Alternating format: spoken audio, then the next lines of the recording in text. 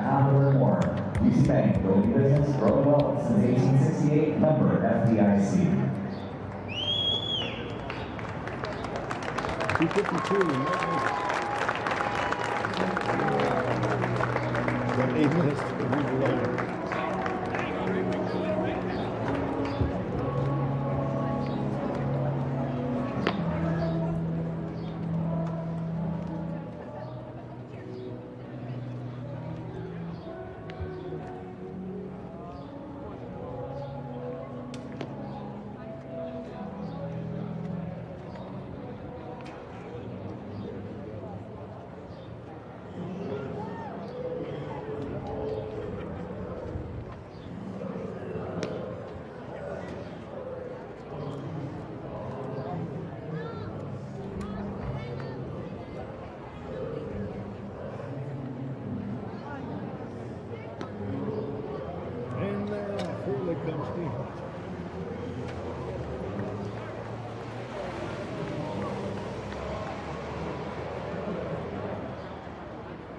Once the dust settles. Ladies and gentlemen, welcome to the third place game of the 2023 IHSA Class 2A State Baseball Tournament. On the scoreboard for this third place game, the visitors will be the Raiders of Quincy, Notre Dame. The Rams of Chicago DePaul College Prep will be the home team. Let's meet the teams for this third place game. For the visiting team on the scoreboard, the Raiders of Quincy, Notre Dame, who entered this game with a record of 35-2. Using head coach Rich Pollock with a record of 35-2 in one season.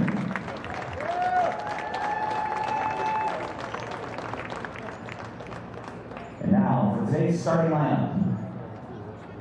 Leading off, the center fielder, number 6, Jake Schistler. Batting second, the shortstop, number 18, Jack Lindenfelter. Batting third and playing at first base, number 7, Dalton Miller. Batting fourth, the third baseman, number 3, Brady Heinhardt.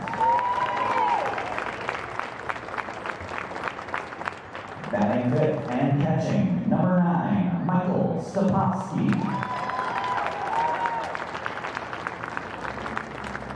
Batting sixth, the second baseman, number 12, Nolan Robb. Batting seventh and playing in left field, number 2, Evan Kenning.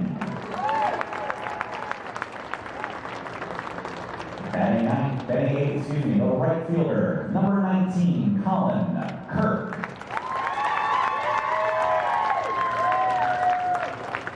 And batting ninth, the designated hitter, number 1, Simon Rady.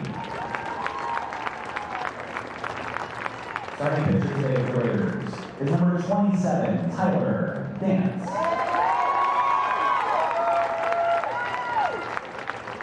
And the rest of the Raiders from Quincy, Notre Dame.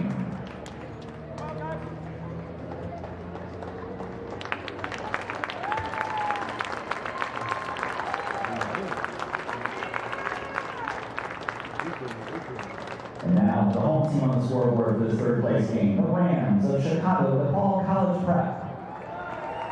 Running this game with a record of 23-15. Between head coach Sam Kalam. With a record of 23-15 in one season. And now the starting lineup. Leading off, the center fielder, number 4, AJ Garcia. Batting second and playing at shortstop, number 21, Vance Kurakawa. Batting third and catching, number 17, Oliver Vigorous. Batting fourth, the first baseman, number 3, Kevin O'Connor.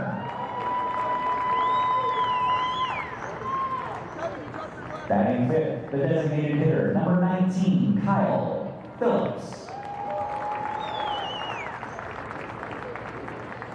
Batting sixth and playing at third base, number 12, Cam Klein.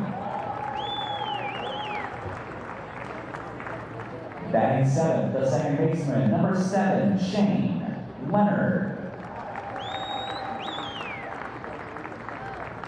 Batting eighth and playing in right field, number 8, Carter Levine. And batting ninth and playing in left field, number 15, Addison Latko. Starting pitcher today for the Rams is number 34, Robert Rivera. And the rest of the Rams of Chicago DePaul College Prep.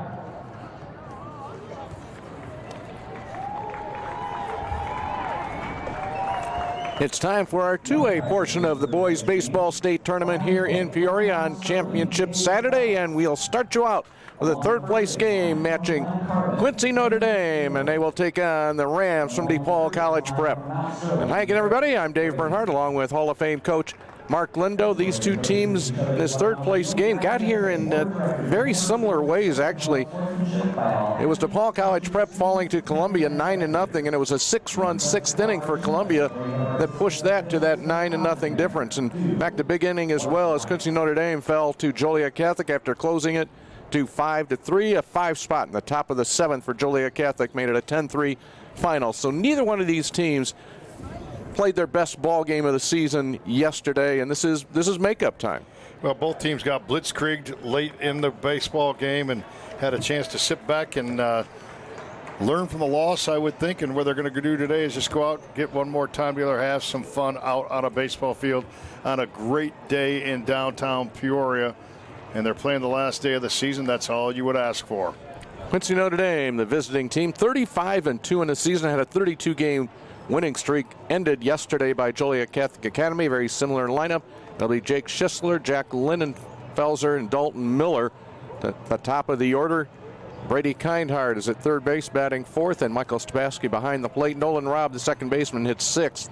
And the lineup rounded out by Evan Kenning and left. Colin Kirk, the right fielder today. Simon Raby, the DH, and he's batting for today's pitcher, Tyler Dance. On the other side for DePaul College Preps, freshman Addison Latko in left, A.J. Garcia is in center, Carter Levine in right, Cam Klein at third, Vince Kurakawa the shortstop. It's Shane Leonard at second base. In this one, Kevin O'Connor at first, behind the plate Oliver Vigorist, and Robert Rivera on the mound for the Rams. Rivera gets the ball, comes in with a 7-3 record on the season. The senior has posted a 4.07 earned run average and 55 innings pitched. Very solid 75 strikeouts against 31 base on balls, and he will get an opportunity to throw the first pitch of this game. Get his team a 3-up, 3-down inning is his goal, and get them up to the plate.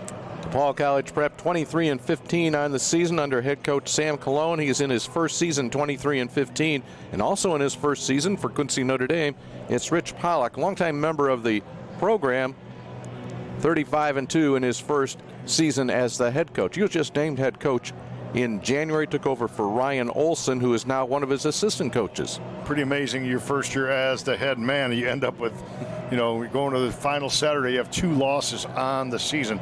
Doesn't happen very much in the game of baseball, but these teams today will have a chance to show off their athleticism a little bit, have some fun one more time, and enjoy the weekend after this one way or the other. So as Robert Rivera gets ready to pitch, the ball teammates surround him with one more congratulatory good luck wish, and they call the third place game for 2A 2023 season. Hall of Fame voice of the IHSA, Dave Bernhardt. Thanks, Mark, and we are set to get underway. 92 degrees here in downtown Peoria, bright sunny skies.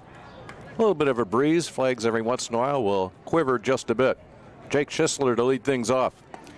Rivera pumps a strike. First pitch at 3:02 on this 92-degree day. Dave Phelps behind the plate for the umpire crew. Jim Friedel at first, and Eric Grady is our third base umpire. Rivera fell off the first base side quite a bit there. Kind of watch that to keep his balance point. Good pitch right there from the senior. Throws with a very violent motion. We talk sometimes, we've got guys bringing free and easy. He's putting everything he has into every pitch his first 3 of the ball game.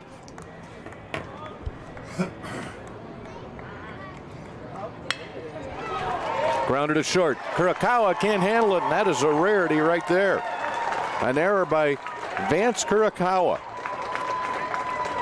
That ball was hit hard, but Kurokawa was literally only a step away. Tried to backhand that ball instead of square up, which he would have had time to do. How close that ball was to him.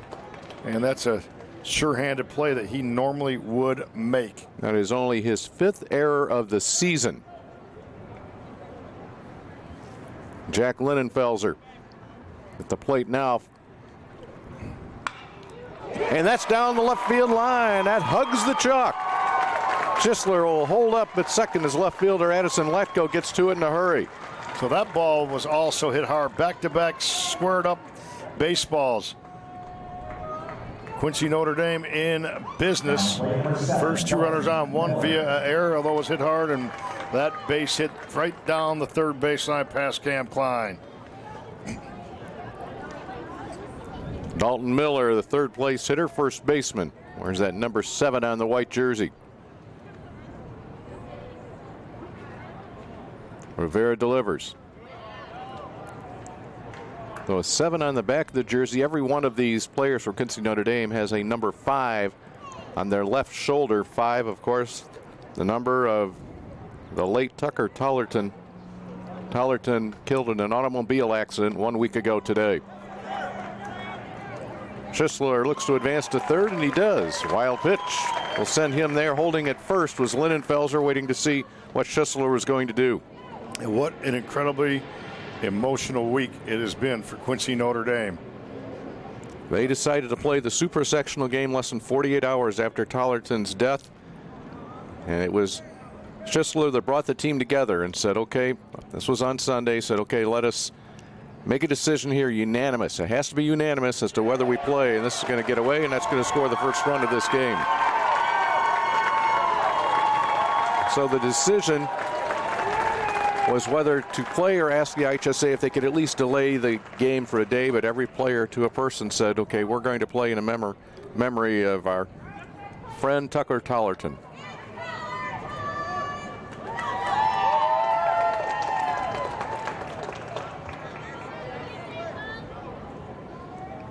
So a quick run on the board here for the Raiders.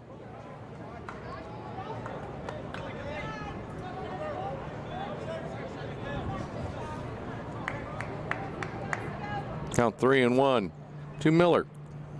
Only 3 hits yesterday for Quincy Notre Dame. They're facing TJ Schlageter, who's headed to Louisville. Miller was 0 for 3 yesterday. Normally a big part of their offense. Miller pitched an inning in relief. Gave up 3 runs in his 1 inning. There's a curveball, will get him looking.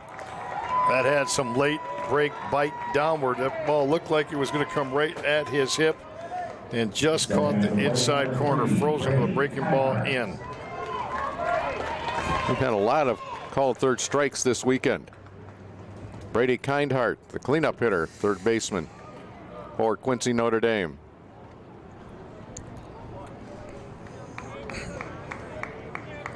Kindhart, senior, playing in his final high school baseball game.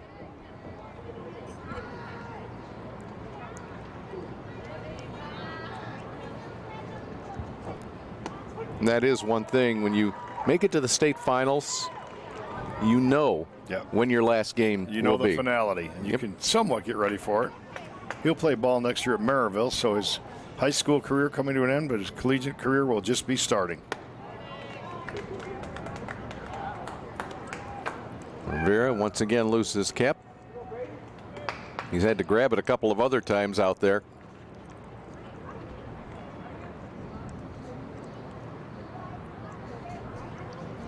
Nowhere near the size of fans that we saw yesterday, of course, in the semifinals. Third place game here in 2A.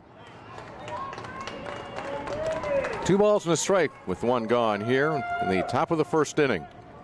Robert Rivera on the mound for the Rams from DePaul College Prep. Pitch count climbing already.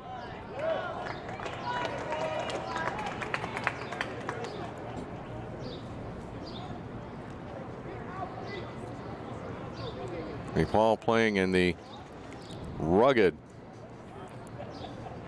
Chicago Catholic League. Battle tested. Runners first and second following the walk.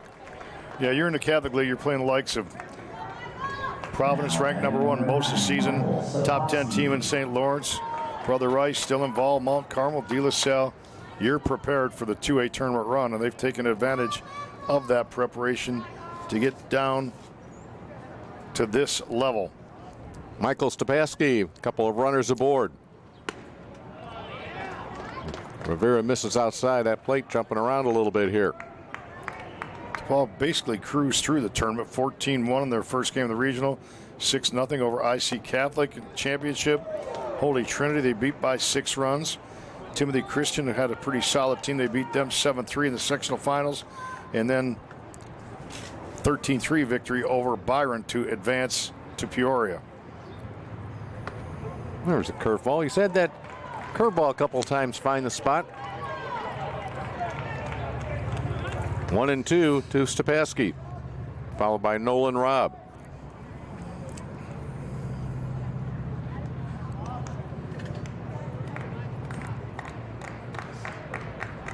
Look to second, the pitch. Just a wee bit foul. An error started this inning.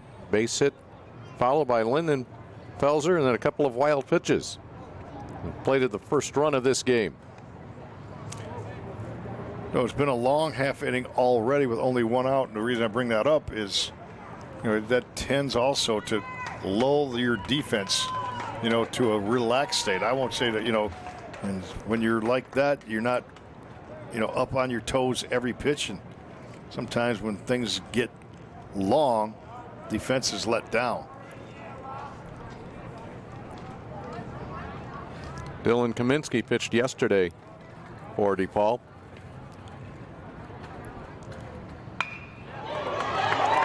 And that is just foul. Oh my. Rich Pollock in the third base coach's box. He knew it was foul. He was just hoping as it was sizzling past him that somehow hit that chalk. I think Stepaski thinks he kept that one inside the line. He hit that ball. That ball jumped off the bat as well from a velocity standpoint.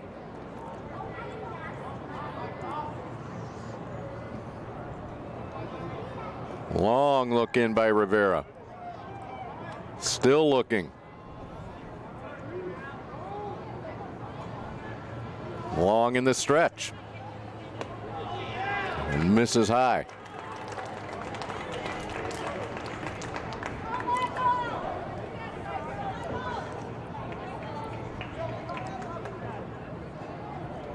Two-two pitch. Just enough of it. And it rattled off the face mask of Oliver Vigorist.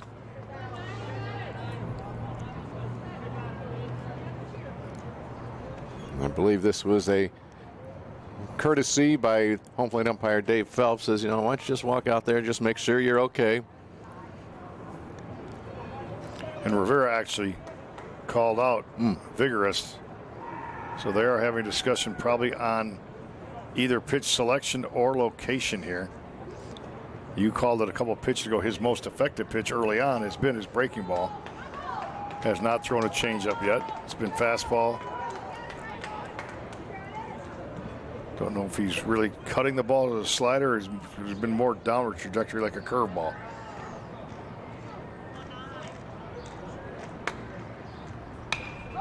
Stepaski lifts this in the air, headed towards the berm, and it will reach it. Giving chase was Latko.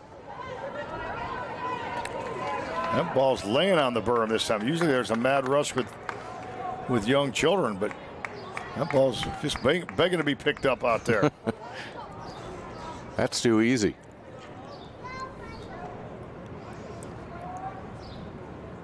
Two balls, two strikes. And that will be the second strikeout of this inning for Robert Rivera. 1 run across the plate. He's looking to get out of a jam here. He'll have to face Nolan Robb. Robb had one of the 3 hits yesterday for the Raiders.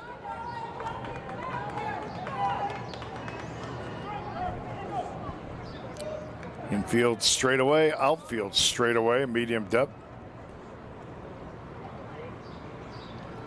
Robb, 5'11" junior. That will stay in the confines of Dozer Park. Well, they're getting some good hacks passes the baseball right now. There's no doubt about that. They're tracking the ball against Rivera extremely well.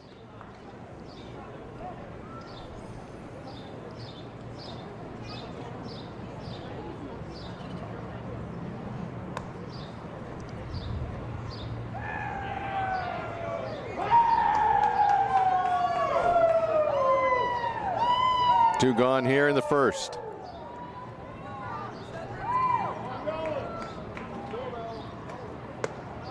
Pickoff attempted first. Coming behind the runner was Kevin O'Connor, and Kindhart gets back. Like the execution, set play called. And Kindhart maybe got some dirt in his eyes. He went back diving. Well, that's what you try to do. Your pitcher's struggling a little bit, laboring. Yep. Get him an out somewhere. Yeah. Try to create something else, because this has been a labor.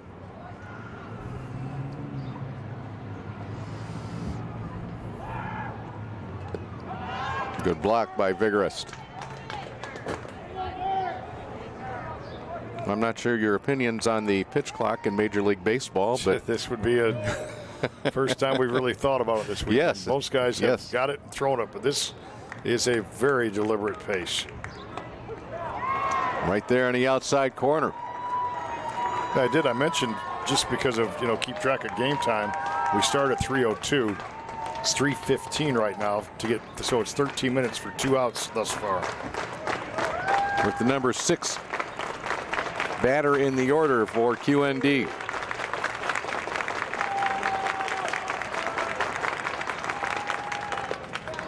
A little too wide. Now the runners get to go on the leg.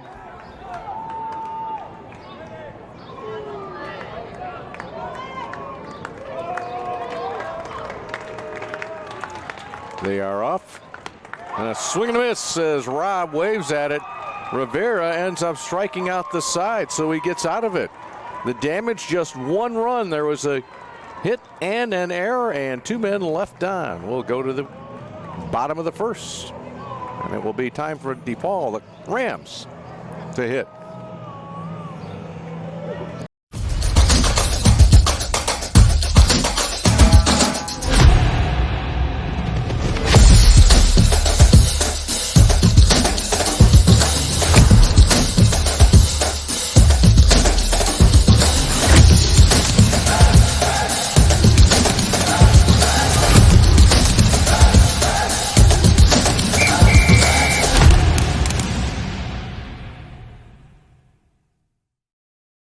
Academy Sports and Outdoors has something for everyone in your family. From top sports brands to backyard cooking or the best in the outdoors. The North Face, Yeti, Columbia, or Magellan Outdoors, Academy has it all. Whether you're celebrating familiar traditions or exploring new ones, we've got what you need in here to have fun out there.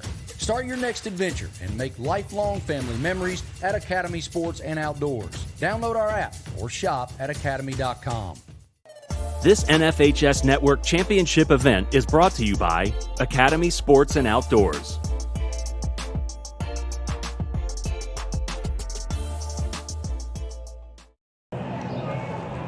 Go to the bottom of the first inning. DePaul College Prep comes to the plate. A.J. Garcia will lead things off, followed by Vance Kurokawa, then Oliver Vigorist. Cal Phillips, a designated hitter today, batting for the pitcher Robert Rivera. Cam Klein over at third. The bottom 3 in the order, Shane Leonard, Carter Levine, and Addison Latko. Evan Kenning, Jake Schisler, and Colin Kirk, the outfield, the infield, left to right. Brady Kindhart, Jack Linenfelser, Nolan Robb, Dalton Miller. Behind the plate, Mike Stepaski and Tyler Dance, one of the aces here for Quincy Notre Dame, is on the hill. First pitch to A.J. Garcia, taken for a strike. Dance wants to get out early. Now we have a new center fielder, and you can explain why after one pitch we see the substitution coming in and both benches on their feet, both fans on their feet. Yeah, Jake Schisler, who is the center fielder in this game, he stayed off the field until after that first pitch in honor of his former teammate, the late Tucker Tollerton. We talked about Tollerton, killed tragically in an automobile accident just hours after the sectional championship win 1 week ago. And so, as they have done in the super section of the semifinals, first pitch of the game, Quincy Notre Dame vacates center field in honor of Tollerton. Good job. A.J. Garcia stepped out of the box, asked for time, and allowed that emotional play to take place. Well, and he allowed the pitch, too. Yes. Garcia, senior, leads this club in multiple categories. Runs scored, 11 doubles, 3 triples. He's going to get a base hit here. Drops down in front of the left fielder, Evan Kenning. So A.J. Garcia looks to get things rolling here. Yesterday, Garcia was over 3. Picks up his first hit in the tournament. Stepping up to the plate, number 21, Vance Kurakawa. Vance Kurakawa. Kurakawa yesterday 1 for 3. Only 4 hits for DePaul College Prep in that shutout loss to Columbia 9-0. They were out hit by the Eagles 14-4.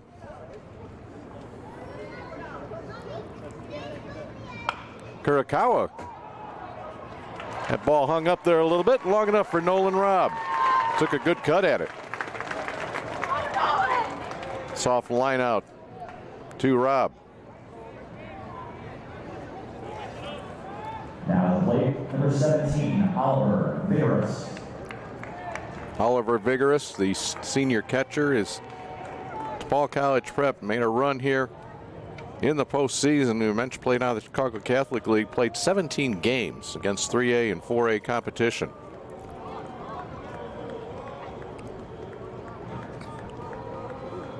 Tyler Dance will give up another base hit, this one in the 5-6 hole. Runners first and second for the Rams, and it gets by the left fielder Kenning. Being waved around is Garcia.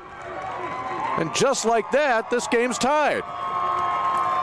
That ball was hit hard, got out to Kenning in a hurry. Just didn't stay down on the ball. It trickled through him. That's going to go as an E7, scoring easily after setting the table, being on base. A.J. Garcia scores all the way on that error. And catcher Vigorous comes off to the congratulatory high fives of his teammates.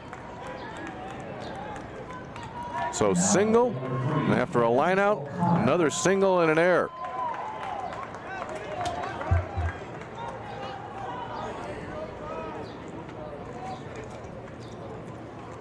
No RBI for Vigorous since that run scored directly on an error. At the plate now is Kevin O'Connor. Benji Espinoza running on second base as a courtesy for the catcher Vigorous. Espinoza starter yesterday.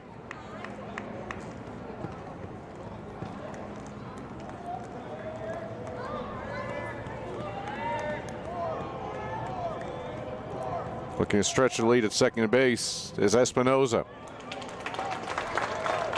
You can actually hear Sam Colon more. He wants to create some distraction with his base runner Espinoza.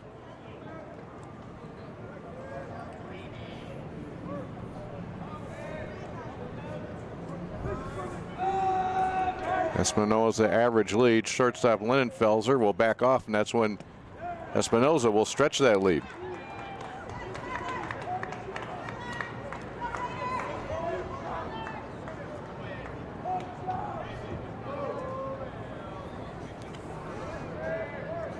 Count 1-2 to O'Connor. He's going to slice this one down the left field line. That may be enough. Espinoza being waved around.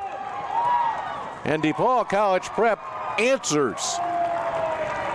After a one-run top half of the first inning, DePaul gets 2, and they're still rolling here in the bottom half. That ball was squared up, laced down the line, run down by Kemming, but no way were they going to throw it Espinoza at home.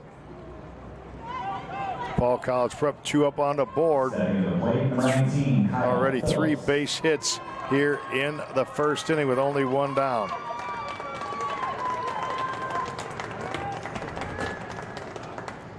Kyle Phillips, a designated hitter.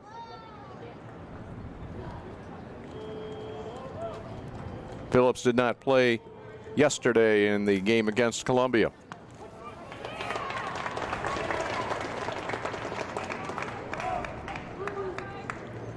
Phillips, the senior, getting a start, just 41 at bats coming into this game, a 171 average.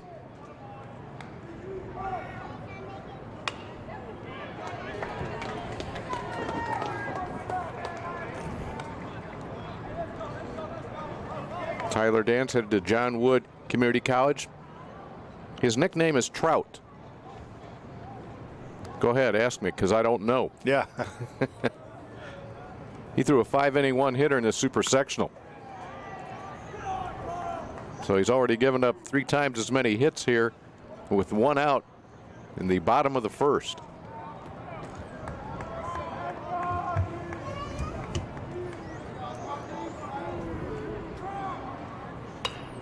A little fister.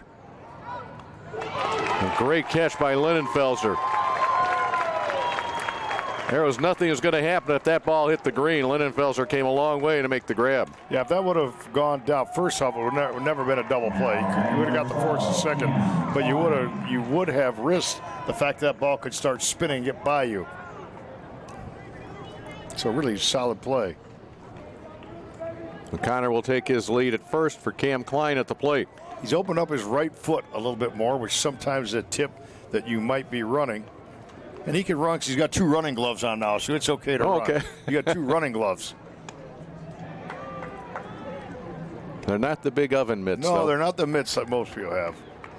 You can't play the game without a mitt or running gloves. And he's opened up a little bit more here too. Again, even more so. Now he'll stretch it like another quarter step. Long hold. And Dance finds the spot in the zone. Not a fan of those big mitts. Nor am I. I just don't think they should even be legal, personally. You can get yourself. Yeah, good 4 inches. Major leagues have already moved the bases closer. Ooh, a little hesitation there. Maybe he might have been going on that one, and Dance sensed it and nearly got him at first.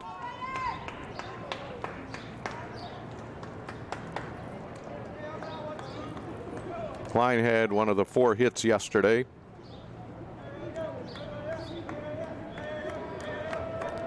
Long hold by Dance, and finally time called at home plate.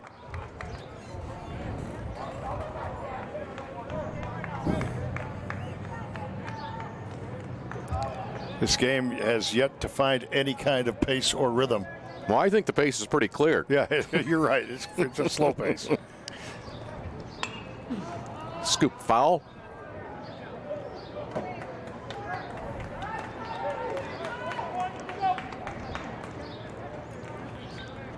You know, it's funny, once you get into this pace, it's hard to get out of it unless you make a really conscious effort, because then it just goes slower and slower, and everybody else, other players on the field, go the same speed. Klein, the 6th man to bat in this inning. 2 have scored, 2-1. Yeah, this game is 25 minutes old, and we've not completed an inning. And we've talked about it for years, and people who follow baseball know when you're getting it, throwing it, the game is played much better by your defense.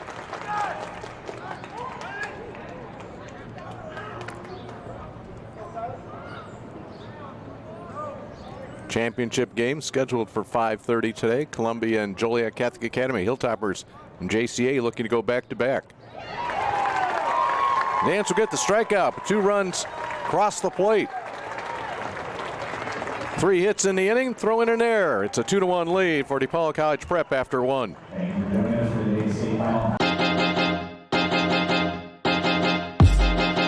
High school sports fans, relive your favorite moments. Just click the shopping cart below the video player to get your digital copy today.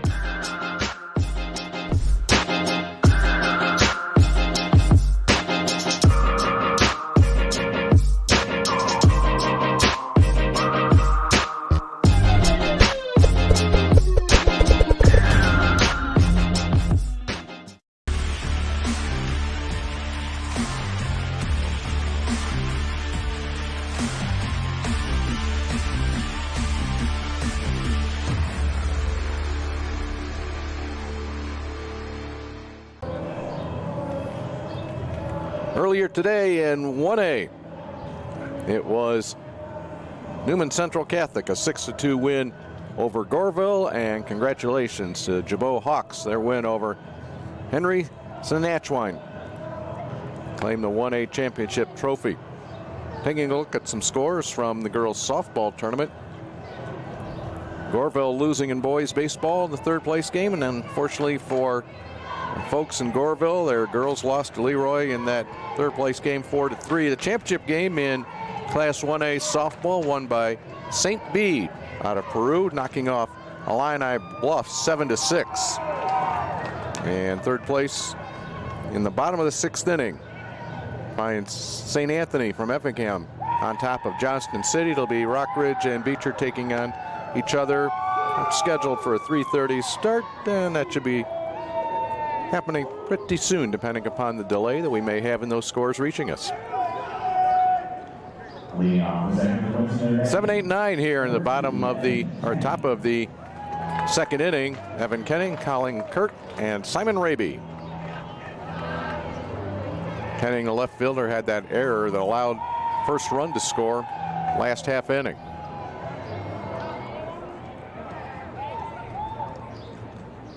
Working from the windup, Robert Rivera delivers. That'd be his best fastball of the day right there. That had some definite giddy up to it. Couldn't get that breaking pitch over.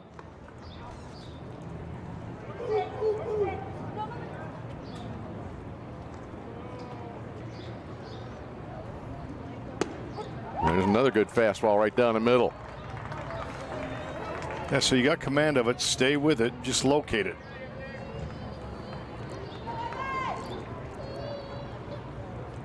The kick, the pitch. A little squibber runs into the tarp. I think sometimes pitchers, catchers, coaches, we try to outthink ourselves. You know, if something's going good for it, you don't need to try to fool the other guy. Just execute what you execute best.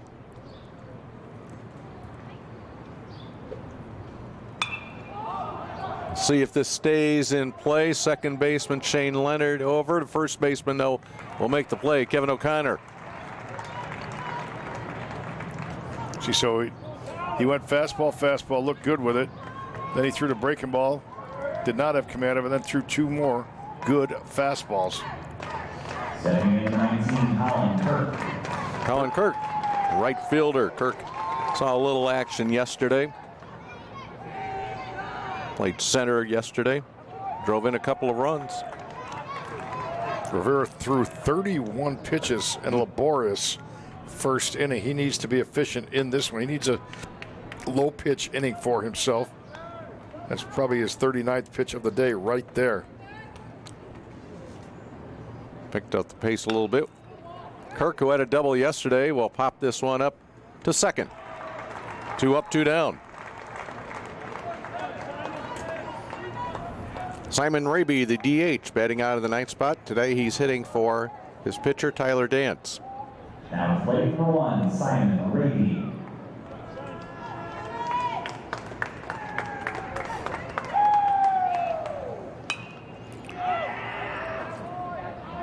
So I think Rivera's in a little bit better rhythm now, because now he looked to get his defense ready. Then he said, I'm ready to pitch on that first. So as his defense picks up, he picks up. As he picks up, his defense will pick up. They go together. Jammed. Does O'Connor want it? Nope. It is Rivera. He'll make the catch in foul territory. So a couple of foul outs here in this frame. 5 straight retired by Rivera. DePaul will bat with the 2-1 lead.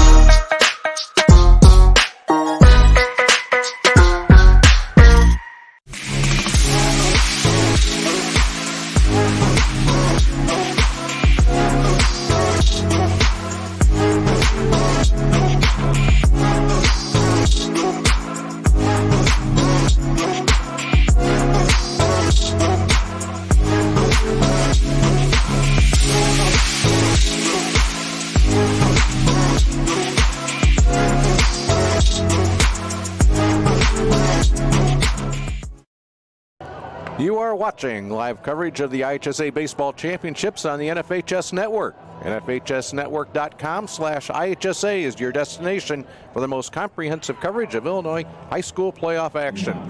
And we will have more baseball for you next week, more baseball and softball here in the NFHS Network. Mark and I will make the journey to Joliet for boys 3A and 4A, girls softball 3A and 4A. Stay right here in Peoria, Louisville Slugger Complex. Sectional finals throughout the state taking place today. And then the field will be set by Monday evening. Super sectionals on Monday. Shane Leonard to lead things off for DePaul.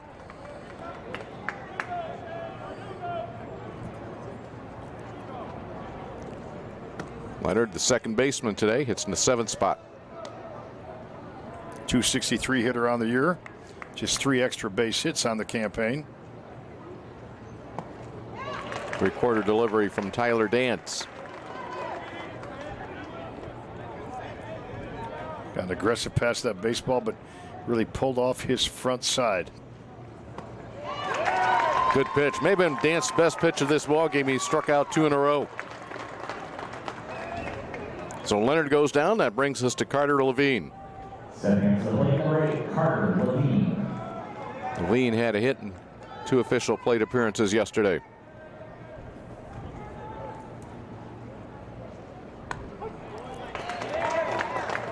Both pitchers looking much more comfortable working from the windup. And both pitchers have indeed picked up their tempo.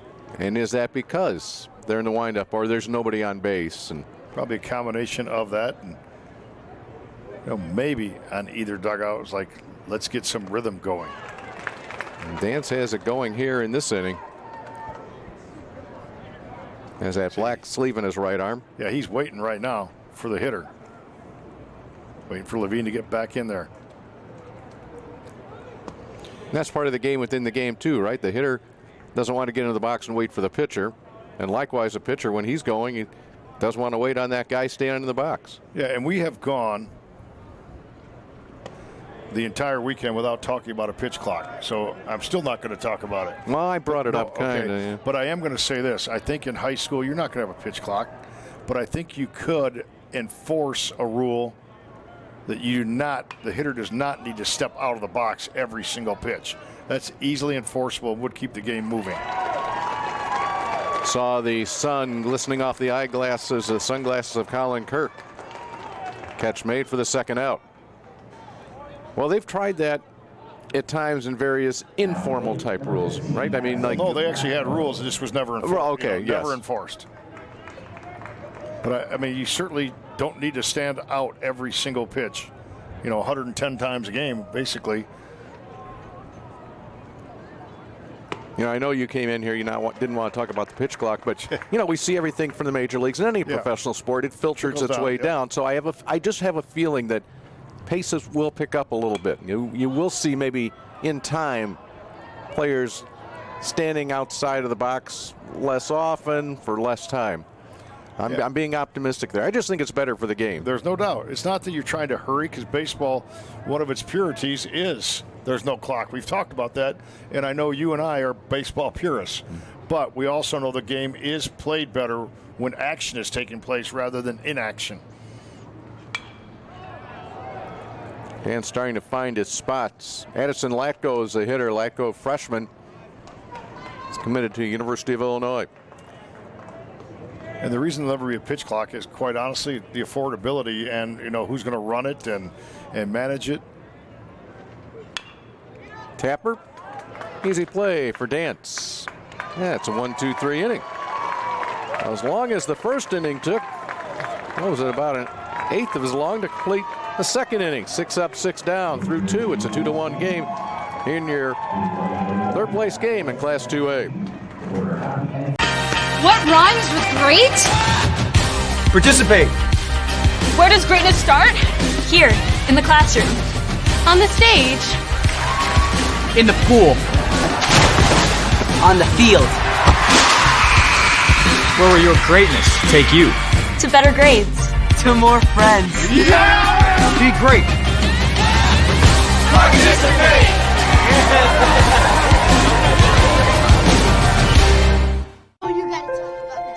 The innocence of youth. Is there anything any better? But soon they'll be in high school and facing all the same challenges you faced. How to make friends, how to fit in, how to be cool. We want our children to have everything they'll need to live fulfilling and productive lives. Make sure the kids in your family are among the more than 12 million participants in America who take part in high school sports or activities. Thanks for joining us here from Dozer Park, downtown Peoria. We have the best seat in the house for just looking out over downtown, just off the river. We're about a block or two off of the river. Great setting for baseball. This is the home of the Peoria Chiefs, the Class A affiliate of the St. Louis Cardinals. Robert Rivera getting in his warm-up tosses. He will be facing the top of the order for Quincy Notre Dame. Again, the Raiders 35-2 on the season. First time since 2004 that Quincy Notre Dame has been in the state Final Four. You mentioned the Chiefs, long time Midwest League team. You can tell how long, because you up here in the press area, all the suites here, they really have a very nice pictorial history of the park, the construction of the park, and all the players that have come through here. There have been some great Peoria Chiefs players. Jake Sisler to lead things off. Reached on air, eventually scored. First run of this game. A little bit high to Sisler, be followed by Linenfelser and Miller.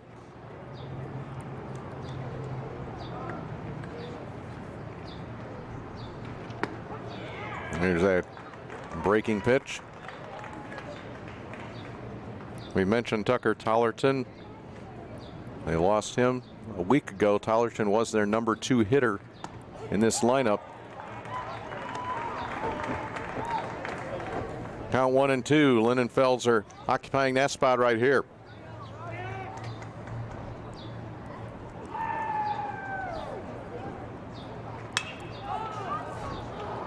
Into the air. Levine with the one-handed grab. Nobody's really had any problem in the outfield with a high sky this whole weekend. We really anticipated more battles into the sun, and the defenders have done a good job all weekend long for every team.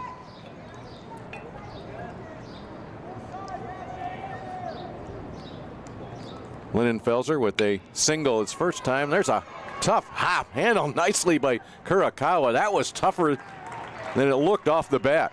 A really fine play. Yeah, it was right at him, but that was a bullet right at him. Played it off to his left, short hopped it. He was able to look that in. Great instincts and great reaction time by Kurakawa, and then the nice pick by Kevin O'Connor at first base and quickly 2 outs. I liked how calm Kurokawa was in fielding that. There was no jumpiness. Dalton Miller, number 3 in the order. So after a rocky beginning, Robert Rivera has retired the last 7 batters he's faced.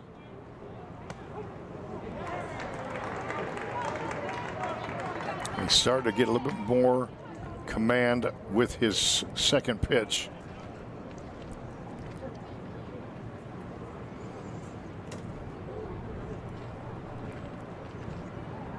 Miller, a strikeout victim in the first inning. And as I say that was a breaking ball, curveball if you will, that he got underneath.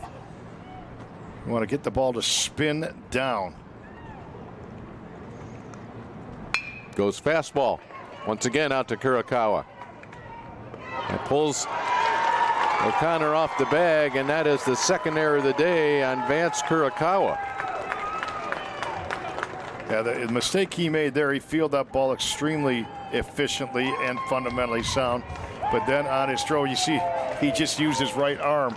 He dropped way down, the ball sailed on him. So when that happens, the ball will sail, and you tend to get a little bit lazy on an easy play with your throwing mechanics. With Miller at first base, brings up the cleanup hitter, Brady Kindhart.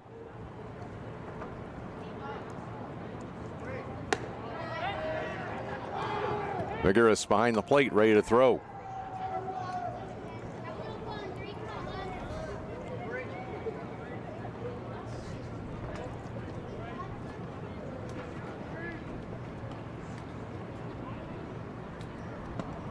Good pitch. Kindhart well ahead of that one.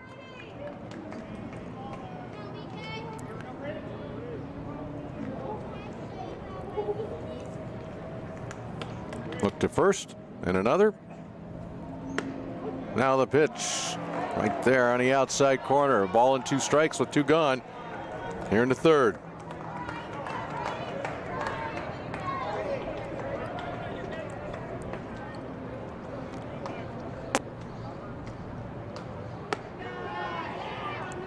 Rivera wanted to get him to go fishing upstairs.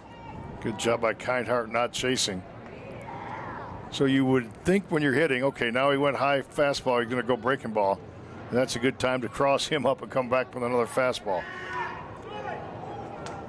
Playing a little closer at first base than I think Dalton Miller was anticipating. He got back safely. He reached on a 2-out error. QND trailing 2-1.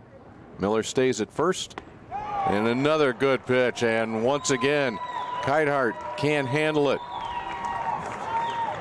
No runs, no hits, there was an error, and 1 man left. We'll go to the bottom of the third. 2-1 lead for DePaul College Prep here in your third place game in Class 2A.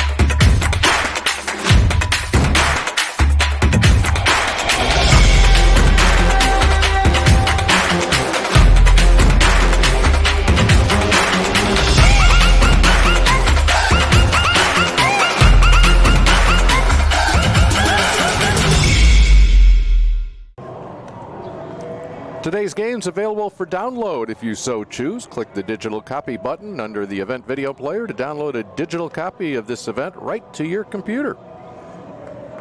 Of course, this game's also available to all subscribers via the NFHS Network Live mobile app for Apple and Android devices. In fact, some of you may be using that right at this moment. Download the app from the Apple App Store, Google Play Store today. Start watching live games wherever you are. Well, A.J. Garcia, they love him leading off as we did the ball game where he got on base and then scored a run. Now he gets a chance to lead off and get his team going again, and he's going to get on base again. He'll reach by a hit batter. And he hung in there, but I think he's feeling it.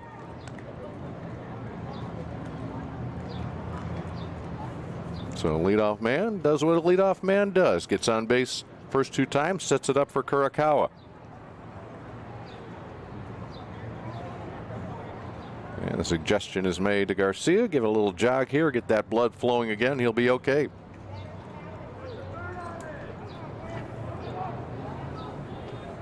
It'll only hurt for a while. A little bit of ice, and you'll feel nice. Can you define a while for me? Well, it would hurt you and I longer than it will AJ Garcia, I can tell you that.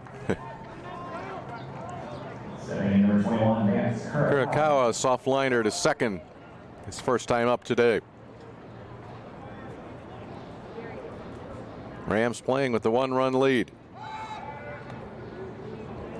Miller had to get down and keep that in front of him. That's, you know, in a bigger park here, depending on how that ricochets, you can go first to third on a bad pickoff throw. Yeah, more often than not at this ballpark. Kurakawa pops the bunt up and back into the stands. Kurakawa dropped the barrel of the bat. When that happens, you drop the barrel, the ball goes up on contact,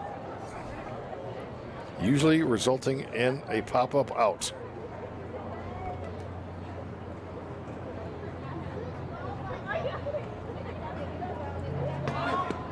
Charging hard from third base was Kindheart. 1 ball, 1 strike. Outfield playing pretty much straight away.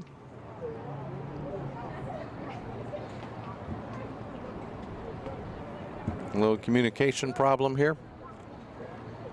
Signaling a bunt defense here, anticipating Kurakawa to sacrifice. You got the second baseman, Nolan Robb, very deep at second and shaded towards the bag. That pretty much tells you your first base was going to hang back. There goes Garcia. This ball is popped and will stay in play. And now looking to double a runner back to first base. Great job by Brady Kindheart on the catch and the long throw. And Garcia had to hot foot it back there to remain safe. Well, Kindheart, you just called it, but I will repeat that. He got to that ball using the warning track and was able to know and be aware of where the wall was at. But at the same time, he had the mental ability, without the concentration catching the ball, to go ahead and throw that ball to first base. Oliver Vigorous singled to left, advanced to second on an error by the left fielder, and then came home on a single from Kevin O'Connor.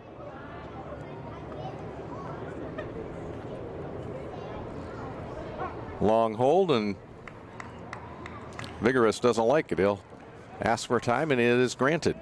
So I have no analytics on this, no data on this throughout my life, but think how many times a player doesn't get a bunt down. What do you think would-be batting averages are after that? I mean, you got a job to do, you don't execute it. I doubt if anybody's hitting like 350 after that. I don't.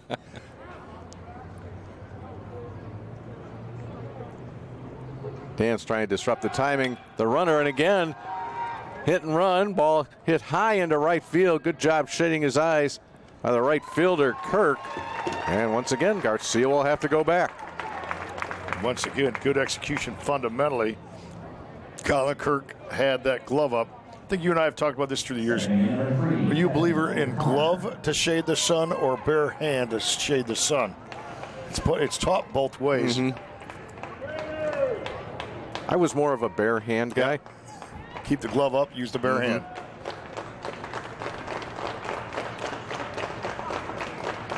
Garcia hit by a pitch to start the inning. 2 outs later, Kevin O'Connor comes to the plate. It's really hard to simulate that in practice. We used to just honestly have our outfielders go face the sun and throw self flies as high as they could and try to catch, have to practice on their own, basically. Well, didn't you do that as a kid? Yes, oh, for sure you did that. Of course, we used to throw breaking balls against a brick wall, That's how if you didn't have a catcher, you just threw it against the wall. Chopper over the head of Dance. Be cut off nicely. Throw to first. Got him. Bang, bang play. Linenfelser had to come get it, had to get rid of it, and just barely beats O'Connor down the line. No runs in the inning. Leadoff batter reached with a hit by pitch, and we will go to the top of the fourth in a 2-1 game.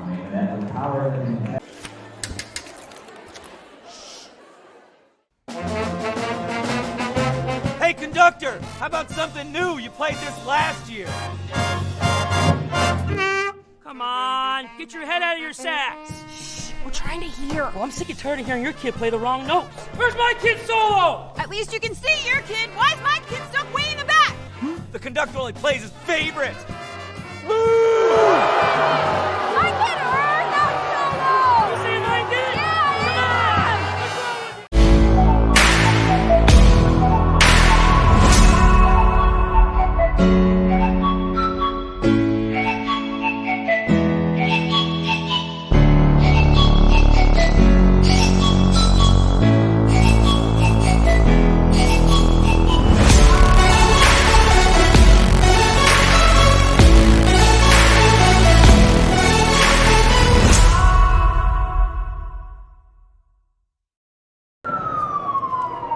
Jabot Catholic, your 1A state champion earlier today, will get a 2A champion early this evening. That's when Columbia will take on Joliet Catholic Academy, the Hilltoppers from JCA, defending state champs.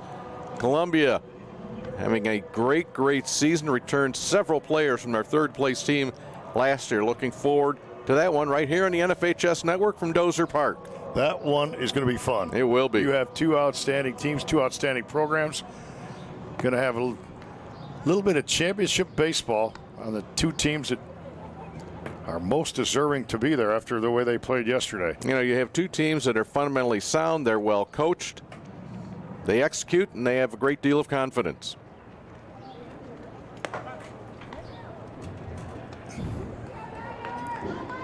Striding to the plate is Michael Stepavsky.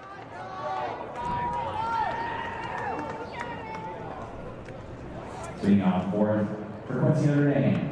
Stepavsky followed by Rob, then Evan Kenning.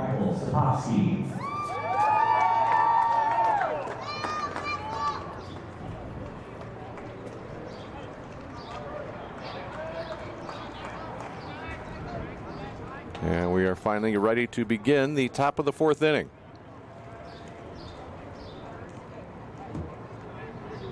Robert Rivera on the hill. The run scored in this game came in the first inning. One at the top of the first, two in the bottom of the first. Topofsky's done a really nice job behind the plate for his team this weekend. He's a mainstay.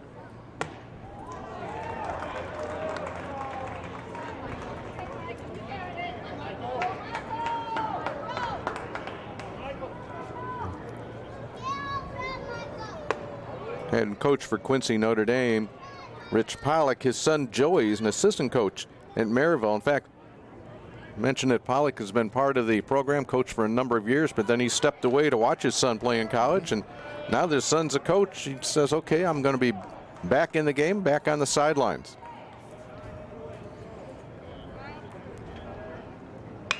Stepavsky foul down the third base side. That will roll into the corner.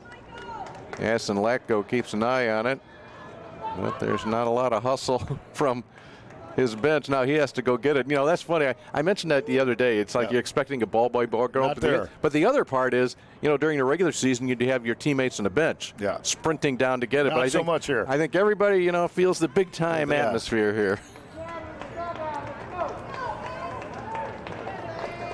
You talk about Rich Pollock, he's got an advantage. A lot of his players work out at a facility that he trains at, which is good for teaching, good for evaluation. It's really a nice advantage. Leadoff walk to start here in the fourth. Well, his players will say as well, it's just a great place to gather, right? I mean, you go, you work on your game, you talk the game, and yet you still just kind of hang out. Courtesy runner, first to Paskey, that's Gavin Dolman. We saw Dolman yesterday in right field.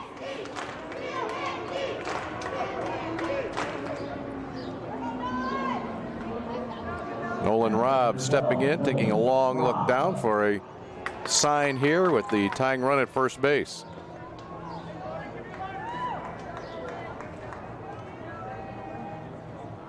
Cam Klein coming way up, bunt anticipation. He is right on top of Robb. Nicely done, the first base side. The tag made, advances the runner. The only way that could have been done any better was had he been able to beat the ball, meaning had he been able to beat and pass the first baseman before that ball was fielded. Well, actually, he showed it early. I really like players that bunt and show it early. These guys that think, okay, I'm going to surprise them. There was no surprise in a bunt situation. So go out, show it early, get your body, get your eyes, get the barrel all where it belongs with a better chance to execute. Tying run in scoring position. And a chance to score here. Base hit from Evan Kenning. Michael Sapaski's courtesy runner, Gavin Dolman, will score easily, and we're tied at 2.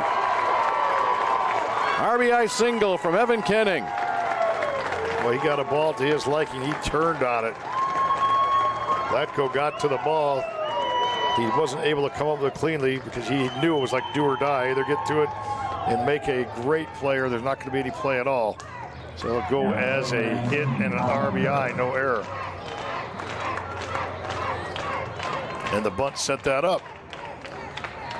Colin Kirk at the plate.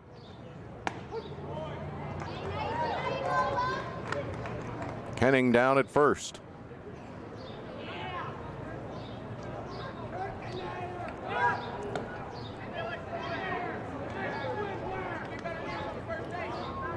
Once again, the outfield playing straight away. Number 8 hitter in the lineup.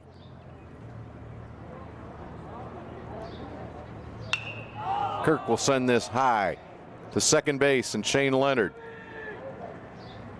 Well, you can tell everybody in that right side battling the sun, but doing a good job of taking care of business. All weekend long, we have not seen a ball dropped or misplayed because of the sun. And it's been a high sky since yesterday morning at 10 a.m. We're in game 7 of 8 here this weekend in Peoria. Been a fun weekend already, and I think the best is yet to come. I agree. Raby batting for Tyler Dance. Raby fouled out to Rivera along the first baseline. His first time up.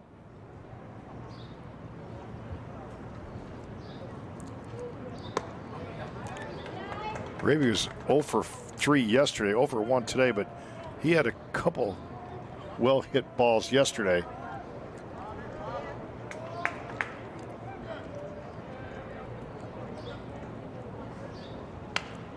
Jammed on this one. He finds the spot. Bare hand pickup. Hey, that's a sweet play right there. Shane Leonard to Kevin O'Connor. There was only one possible play that was bare hand, and the better, just as well, Kevin O'Connor got right back to the bag and found the bag. That was pretty amazing by O'Connor. He made the adjustment because his initial break was to go field the baseball. Then he put the brakes on. His second baseman came in, fielded cleanly, and the throw to first and the tag at the base for the force out. 1 run in the inning, and that's enough to tie this game up halfway home here in your Class 2A third place game. And DePaul College Prep to bat in the bottom of the 4th. QND and DePaul tied at 2.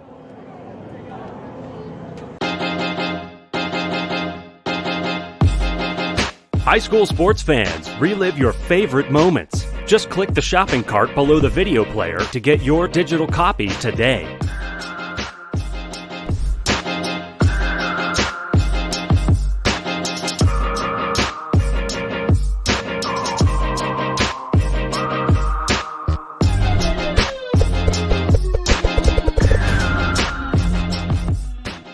Academy Sports and Outdoors has something for everyone in your family. From top sports brands to backyard cooking or the best in the outdoors. The North Face, Yeti, Columbia, or Magellan Outdoors, Academy has it all.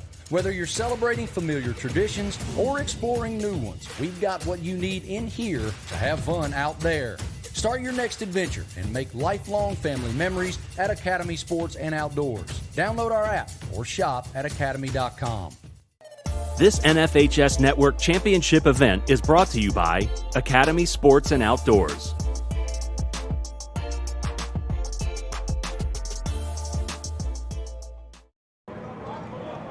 Kyle Phillips will lead it off against Tyler Dance. That ball did not come out of Dance's hands the way he had planned. He'll be followed by Klein. Phillips batting for the pitcher Robert Rivera. A little bit high. Phillips hit a soft pop-up to the second baseman his first time up in the first inning. Dance has settled down. Dance has really nice mechanics. He is very smooth and effortless. Everything's compact. So his body is under balance almost the whole time. He's retired 8 of the last 9 batters that have come to the plate against him.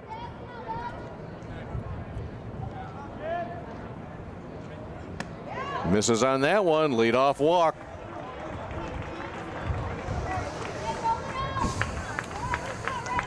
I tell you, leadoff walks score about 45% of the time. So you get a leadoff walk, you have an inning that's given you a start. Pinch runner. And Sam Cologne came out of his dugout immediately, knowing that he was going to send Aiden Ball to run for Phillips.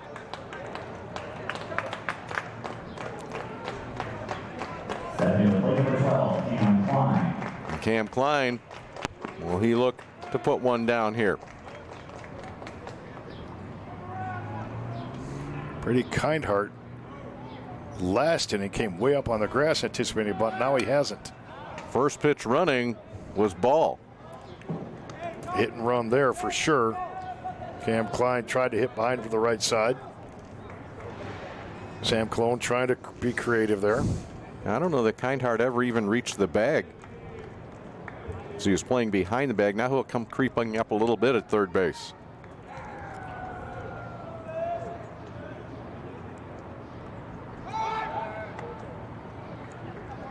Dance again, attempting to disrupt the rhythm.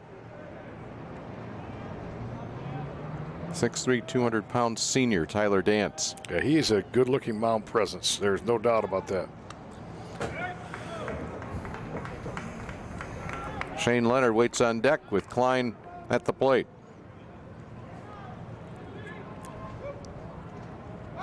Okay, so we were talking about the pace. Can high school, will they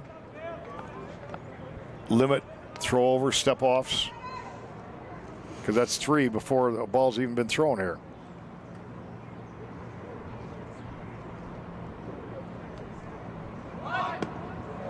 Did he offer? He did. As they're calling it by the rule, disengagements. And you could certainly enforce that in high school. I mean, it's just a matter of counting. Right. I don't know if that's good for the game or not. Yeah, I'm just making conversation. I had never really thought about it on the high school level, to be honest with you. See, that's 4 throws to first with one pitch in between.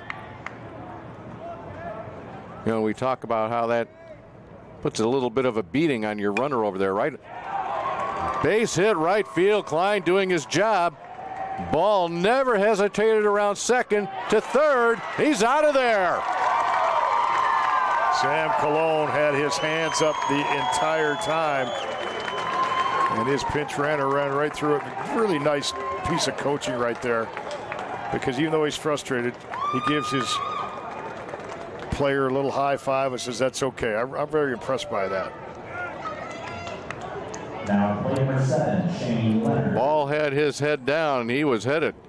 And then why his head was down, that's why you didn't see that stop sign.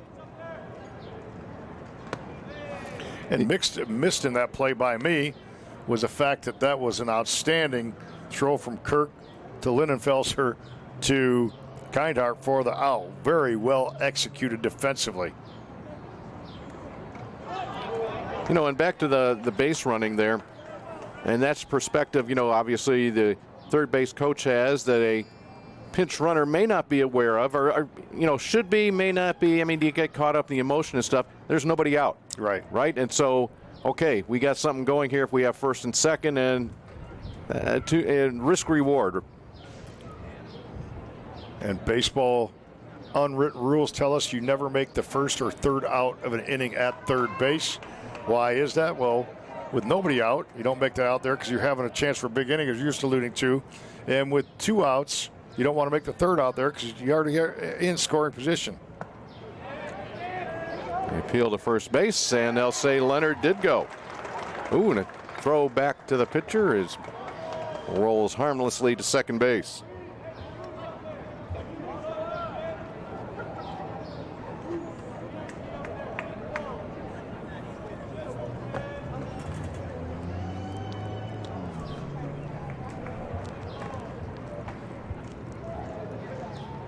Long hold by Dance, too long. That's about the 4th time we've had that today, too, right? The long hold and time called by the batter.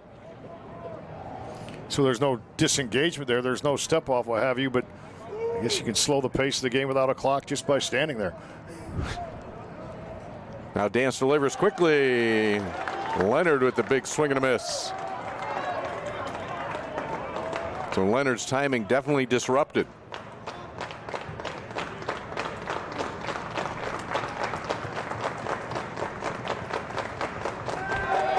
There goes the runner. Klein will have to come back. Tell Leonard can handle a bat, no doubt.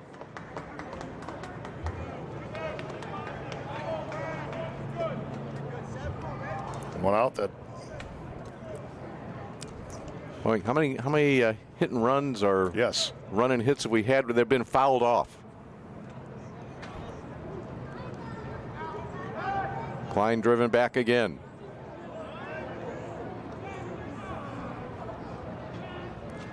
You know, I always think, you know, if you have pitch limitations or pitch counts or whatever you want to call it at any level, that throw from the pitcher's mound to home plate, though it's not as intense, that's a longer throw as Klein runs again. Ground ball underneath the glove of Dance, picked up easily by the second baseman, Robb. But getting the bat on the ball advances the runner to second. Yeah, I'll go back to that because you're right. It's not as violent as a pitch, but you and I both know when you pitch a baseball, you get to the balance point, you get to the power position, right? It's easier pitch. When you're throwing to first base, it's just all arm, basically. You know, it's a hop pivot, but it's all arm, so you're putting that stress on the arm. Carter Levine with 2 gone, a chance here to drive in the go-ahead run. The pitch from Dance. And then the outside part. Boy, and how big does that look right now with ball being thrown out at third base from right field? Huge defensive play.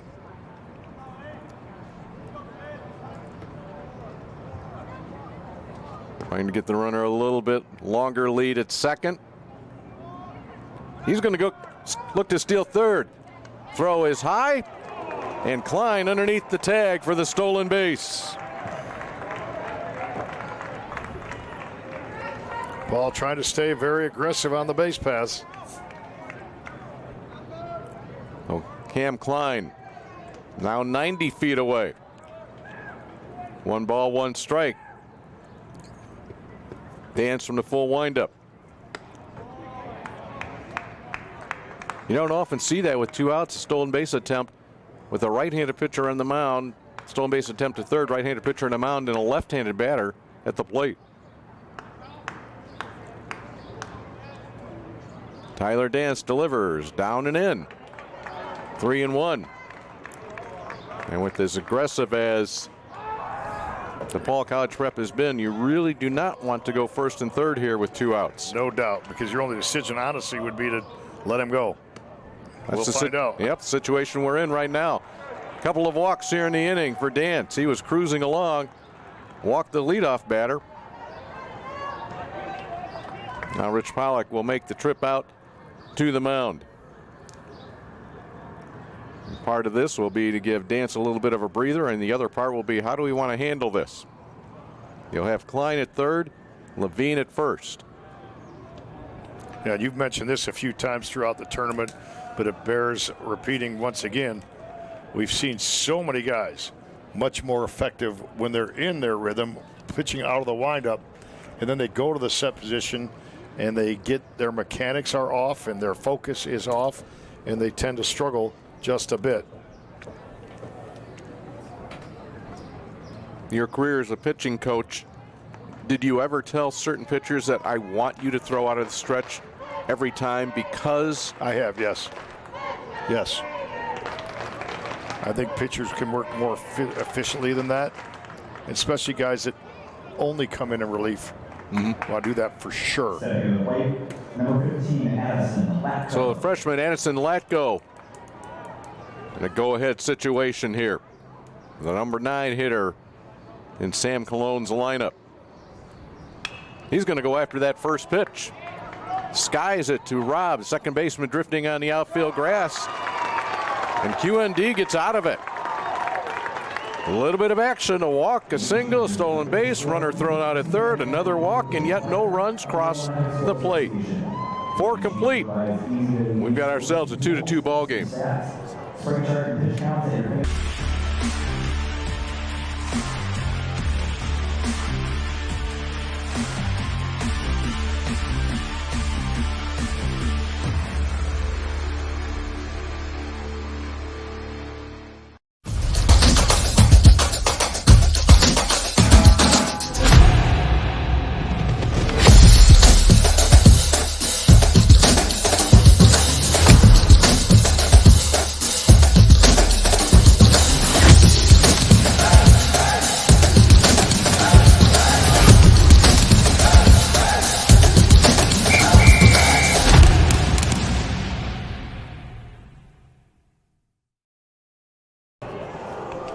And we're back.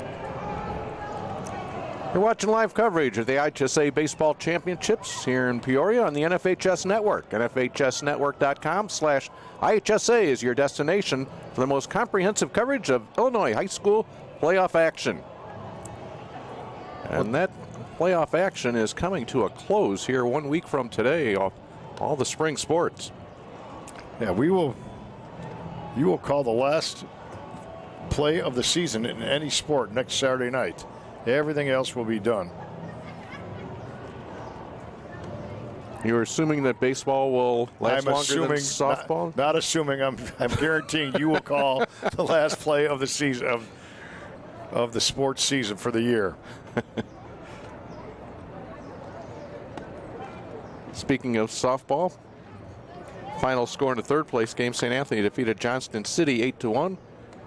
Awaiting the start or score from the championship game, Beecher and Rockridge in 2A. We've got a 2A game coming up here as well. We've got to break a tie here, though, first before we can get to that one. Top of the order for Quincy Notre Dame, Schissler, Lindenfelser, and Miller.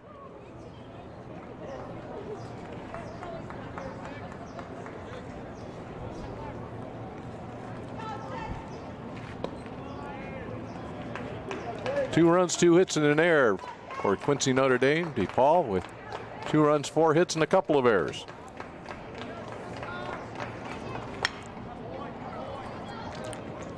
Schissler scored one of the 2 runs. Comes to the plate for the 3rd time.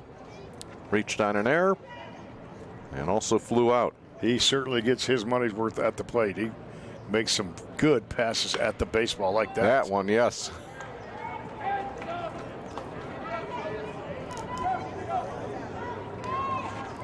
That ball was hit hard, but yet, what will they say in the dugout? It's a strike. Young man had 5 RBIs in the super sectional game. Takes some people 3 weeks to get that.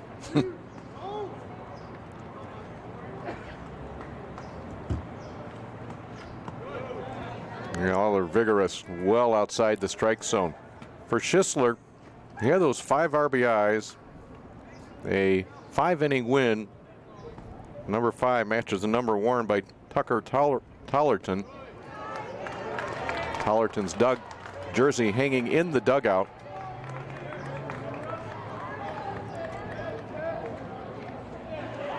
Schisler, a member of the state championship soccer team at Quincy, Notre Dame, headed to Missouri S&T, science and technology. Big swing, got a piece of it, not enough of it. It's a strikeout to start the 5th inning. Big first out against one of their better hitters in the lineup. 5th strikeout of the game for Rivera. Linenfelser and a line drive single to first, bounced out to short in the 3rd.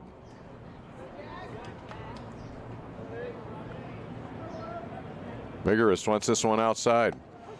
Hit the glove, gets the strike. Strike one's a good thing. You stay ahead of that as a pitcher. You can use the next pitch to your liking, where and what you want to do with it. Well, just like that, 2 pitches, 2 strikes. It's 0-2 to Linenfelser.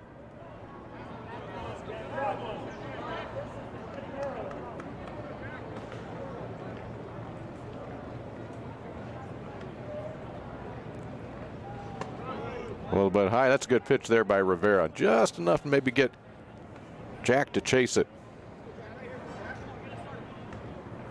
Left fielder Latko playing pretty deep.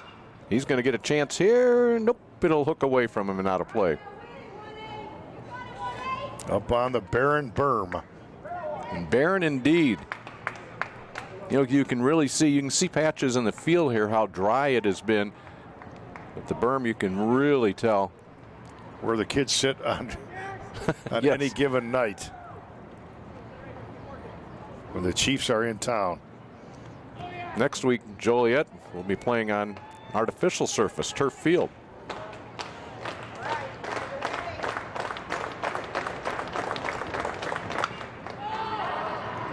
A lot of balls in the air, and this one high for Kurokawa. Now I say we'll be playing on the turf. Mark and I will not be playing. Clarification necessary. They wouldn't let us close. No. We'll have the same vantage point, be able to bring you to 3A and 4A state finals in baseball. I was going to say how many years ago you would have been playing, but I didn't want to date you on our broadcast. Are you asking me now? No, I don't want to do that to you. Okay. As much as I respect you and y'all like you, you were not going to get an answer to that. You were the tools of ignorance, right? I did not. I thought you were a catcher for a while. No, I was a pitcher. I'm a lefty. A lefty pitcher? Yeah, pitcher, first baseman. Played some outfield. A little crafty lefty, huh? Nope, I threw heat. Oh, did you? I kid you not. No, I believe that. I was a pitcher shortstop. Best athlete in the team, then. I don't know about that. I'll make it a statement. I guess I did it. Imply that it was a statement. What'd you like better? I liked being the king of the hill. I did. Yes. Miller didn't like that call. He'll go down looking. A pair of strikeouts for Rivera here in the 5th. 3 up, 3 down. Top of the order goes down. We go to the bottom of the 5th, and it will be the top of the order for the Rams. What rhymes with great? Participate. Where does greatness start? Here, in the classroom. On the stage. In the pool. On the field. Where will your greatness take you? To better grades. To more friends. Yeah! Be great. Participate!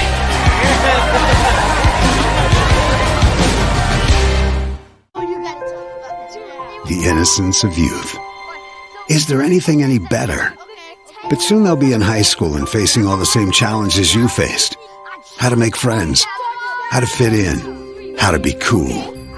We want our children to have everything they'll need to live fulfilling and productive lives. Make sure the kids in your family are among the more than 12 million participants in America who take part in high school sports or activities. DePaul College Prep scored a couple of runs in the bottom of the 1st inning. They have been held down since then. And a couple players on last inning, left a couple on base, but Tyler Dance got out of it, and it'll be A.J. Garcia, Vance Kurokawa, and Oliver Vigorist to get things going for the Rams. The Third or fourth place trophy will head up to Chicago in what was formerly Gordon Tech High School. And one of the trophies that's sitting there right now is the first place Class 2A state basketball championship trophy. A.J. Garcia to get things going. Third time he's let off in this game. How about that? Scored once. That's his job as a leadoff man. He reached by being hit by a pitch his last time up. Yeah, I've come close. I'm going to plead guilty. I've come close to saying Gordon Tech once or twice. I have not. Really? But still in my mind. And you mentioned the state basketball championship because I still think of Tom Kleinschmidt, now the DePaul head coach, who played at Gordon Tech.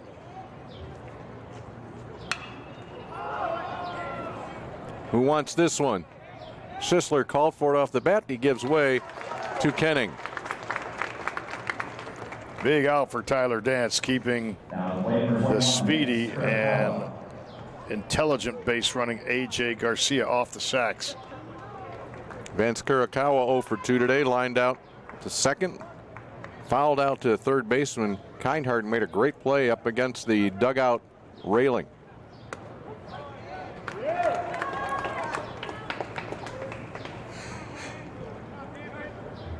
Kurakawa, switch hitter from the left side. And the catch, yes, indeed, from Jack Linenfelser. He caught it, kind of rolled over a little bit, got the call, and that saved a sure base hit. That's a little bit of a cue it up replay normally in their highlight film when their season's over, especially in a 2-2 game. He laid out far to his left. Got a little skin burn on his elbow and a little dirt down his trousers, but he won't care. Well, here in the 5th inning of a tie game, that's a huge play. Tyler Dance pointed at him twice. Appreciation. Oliver Vigorist will bat with nobody on and 2 out. Vigorist, courtesy runner. Benny Espinoza scored the second run of the inning in the 1st inning.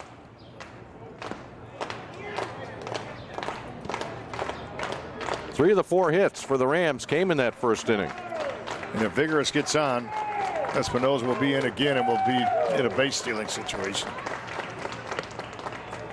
Ball's up. 3 no balls, no strikes.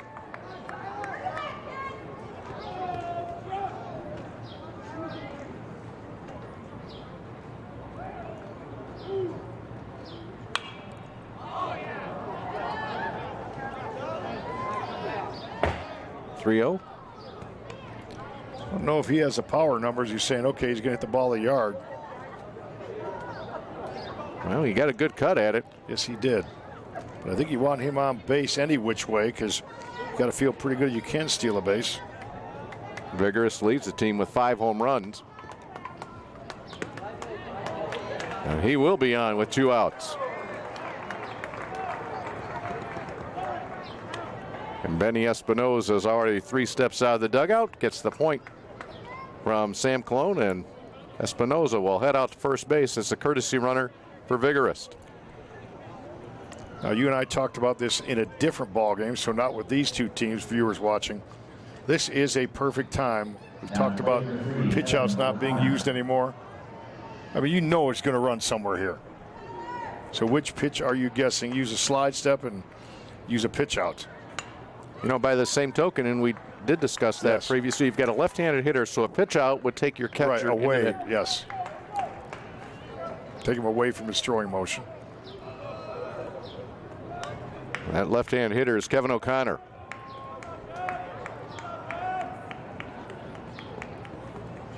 O'Connor takes a big hack at it. This will be out of play. That ball carried well past the berm. Good rip by O'Connor. Flags from left center field blowing in just a little bit now. It'll be hard to get the ball out of the yard.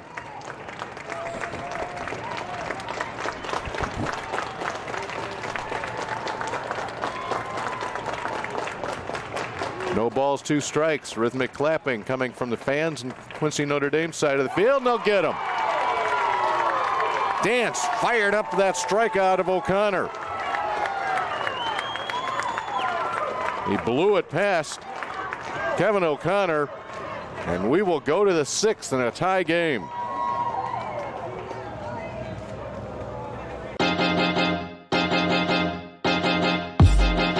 High school sports fans, relive your favorite moments. Just click the shopping cart below the video player to get your digital copy today.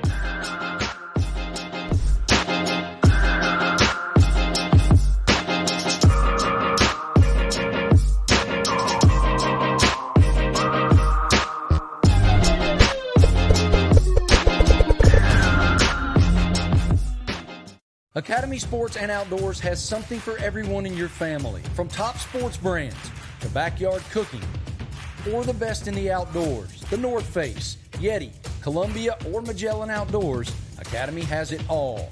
Whether you're celebrating familiar traditions or exploring new ones, we've got what you need in here to have fun out there. Start your next adventure and make lifelong family memories at Academy Sports and Outdoors. Download our app or shop at academy.com. This NFHS Network Championship event is brought to you by Academy Sports and Outdoors.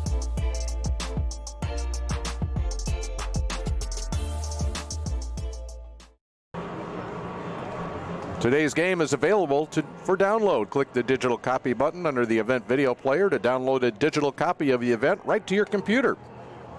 And as you may already know, because you may be watching us this way, today's game is also available for all subscribers via the NFHS Network Live mobile app for Apple and Android devices. Download the app from the Apple App Store or Google Play Store today to start watching live games wherever you are. And I'll tell you how I use that live app right after we get this first pitch. So we start the 6th inning, number 4 hitter, the QND lineup, Brady Kindhart. You gonna give away your secrets here? No, there's no secret. All right. Just how it works out so well for me. Now, mind you, I'm not watching it this time, but if I'm doing one of the state championship games later in a particular day and I'm driving to that event, I will have NFHS Network on watching the first part of it. That's going to get over the head of left fielder Addison Latko. And Brady Kindhart's going to walk himself into second base with a leadoff double. Hit that ball right on the screws, leadoff double to get things going, tried to set the table. It was a ball up and out over the plate. As Robert Rivera just said to his catcher, Oliver Vigorist, yeah, I got that ball up. She pointed at his own midsection right there and said, that's where I located that baseball. So it's not always about velocity, it's about location as well. That one split Broadway and turning around, taking advantage of a mistake in the zone with a leadoff double, and now a runner. It'll be Denver Bryan that will run for Brady Kindhart. Kindhart getting congratulations in the dugout. And play number 9, Michael Sapowski.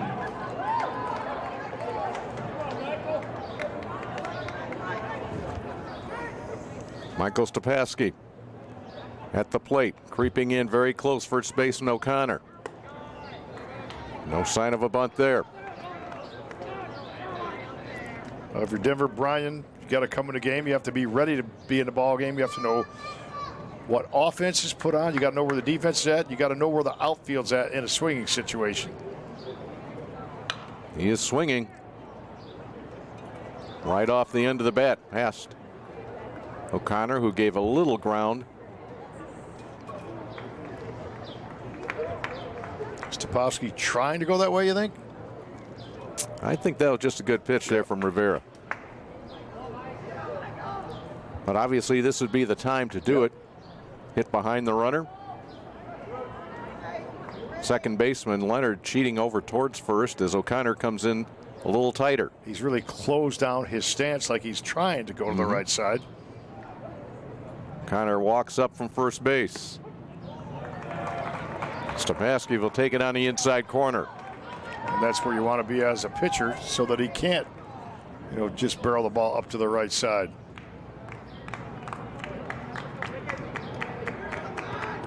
Look to second, the pitch. 2-2.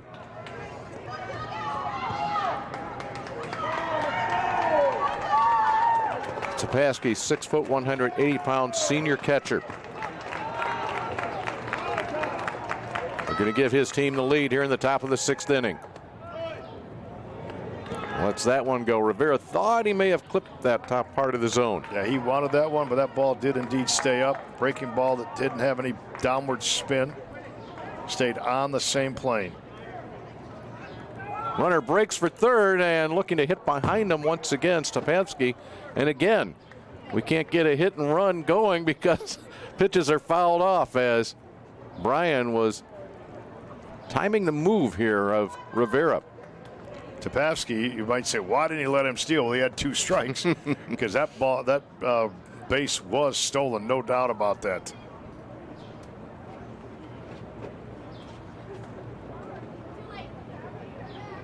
Now Rivera varying his looks to second.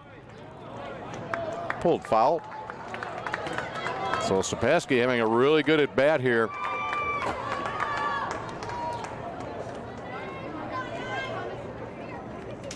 The longer the at bat, the more the advantage goes to the hitter over the pitcher. The more he sees, the more chances he gets to visualize the baseball, to time the baseball.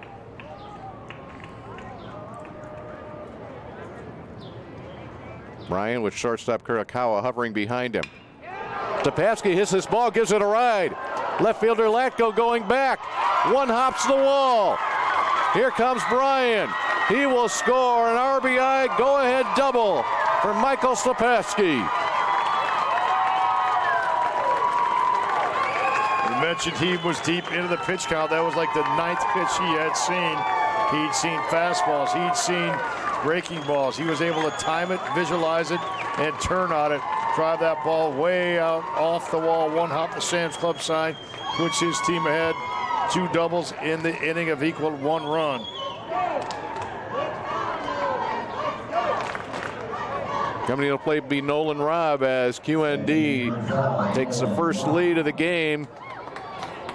Since they gave up 2 in the bottom of the 1st inning, it's 3-2 Raiders.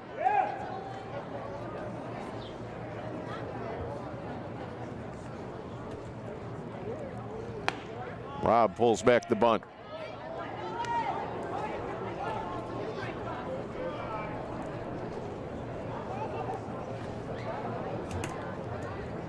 Once again, first baseman O'Connor in very, very close. Klein staying back at third. And that time they took the bunt sign off. Gavin Dolman once again running for Stepavsky at second base. Courtesy runner for the catcher. Outfield has increased their depth quite a bit here. Garcia way back in center field. Now he creeps in a couple steps. He must have heard me. Your voice does carry. Getting up in the DePaul pen for the first time this afternoon, Will Hartman. Bunt again. This one gets down. Look to third, nothing there. Throw to first, got the out. Good job, Rivera. Did exactly what he was supposed to do, as did Nolan Robb. Execution both ways. And an insurance run just 90 feet away now. Tell me one thing we haven't seen through almost 7 games now. We've not seen. Squeeze bunt. That is right. See, one attempt at a safety squeeze. Wasn't executed. Dolman a little shaken up going into third base. Evan Kenning, he had the RBI that tied this game his last time up. Addison Latko out in left field. Got to tell him he's on defense. He's out there working on his swing. He really was. He got like 3 practice swings out there. Now time's called. They'll talk about it on the mound. Well, Latko's thinking, okay, I might get a chance to bat here in the bottom of the 6th inning. He'd be the 5th batter up. Timeout may have come from the bench to allow the relief pitcher that we had just mentioned to get up and get some more throws, that being Will Hartman.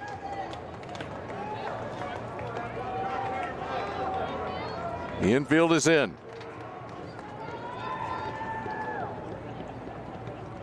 Big lead at third base for Dolman. He was dancing down the line as Rivera is working from the stretch.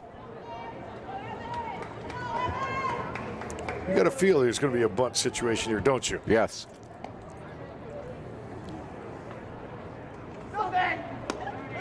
And so did DePaul College Prep. It looked like a pitch out, but not necessarily in the location I think that Vigorous wanted it. Well, they call a high fastball, which would make you pop that up more than likely. Good cut. And if it's going to happen here, you let him swing on 2-0. If it's going to happen, it would be here on this 2-1 pitch. And I had the same inkling too, because if you're going to bunt him to third, you know that means you're playing basically for one run. Infield in. Dolman at third, stays. Pitch outside. 3 balls, 1 strike. Vigors tried to frame that, and that ball was a good 6 inches outside. Good catchers will frame, but you don't want to do that when it's not even close, because that gets an umpire a little bit upset at you. Runners first and third for Quincy Notre Dame.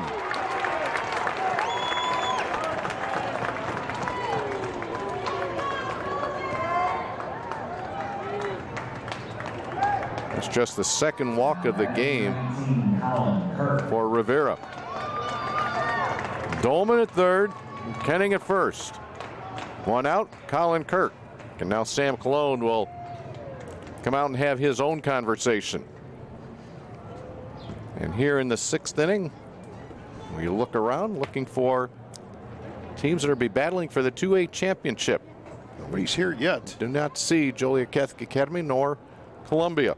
Game scheduled for 5:30. It's 4:40 right now. So we can assuredly tell you that will not start at 5:30. I would say they're not still back at their hotel. They are. Somebody's here telling them that somebody's here telling them what inning, the timing of this. There may even be here now with upgraded facilities here at Dozer Park, a spot where they can put these teams to keep them out of the sun. And both these teams, of course, going to hit somewhere this afternoon. You know, if they didn't already this morning, just to get them up and out. 1 out. Kirk comes to the plate. Popped out to the second baseman twice today.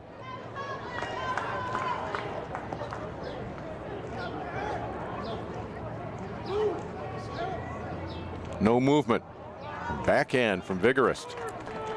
First time Rivera looks to be tiring just a bit. His arm slots really dropped down, and he opened up quite a bit on that pitch. So fight through fatigue. There's a good pitch. Evens up the count, a ball and a strike.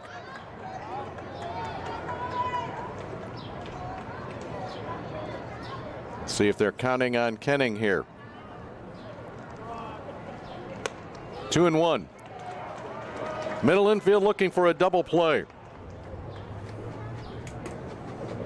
And also to prevent an easy stolen base from Kenning. And try to stay out of a big inning. You're still in the baseball game right now. You just don't want to start chasing 4 or 5. And that hits the helmet of Evan Kenny, and that will load the bases on the 102nd pitch thrown by Robert Rivera. And we mentioned he was tiring just a little bit. That was a pretty good indicator. Last batter for sure. And I would think we're going to see Sam Cologne hop out of the dugout, but not yet. He's basically going to tell his pitcher then if he doesn't, this is yours to get in or out of. 102 pitches, he's about to hit his limit there. I believe we're going to get ourselves a pinch hitter here for the DH, Simon Raby. Raby's been sent back to the dugout. It was Mason Winking who was swinging a bat, and now he'll put a helmet on his head. So Mason Winking to pinch hit with the bases loaded.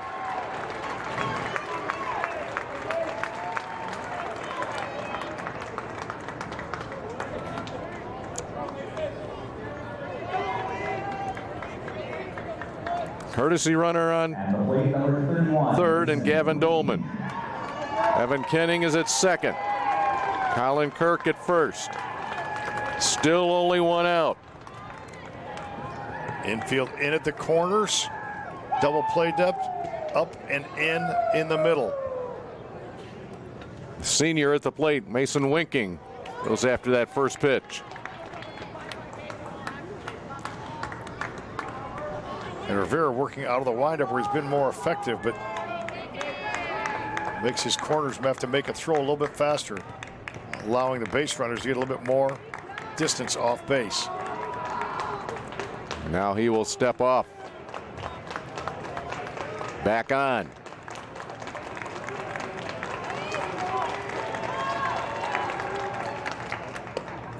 The ideal situation here for DePaul College Prep would be a one-hopper back to the mound. Dolman at third, he can get much bigger lead than he has because the third baseman, Klein, is in. He wants his momentum coming toward home, not being stopped. Called strike. 1 ball, 2 strikes. Big at bat here with Jake Schisler waiting on deck.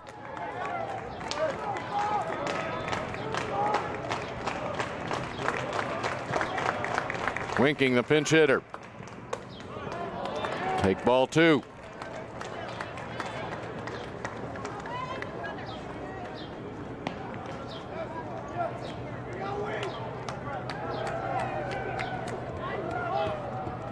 Rivera looking around prior to getting onto that rubber.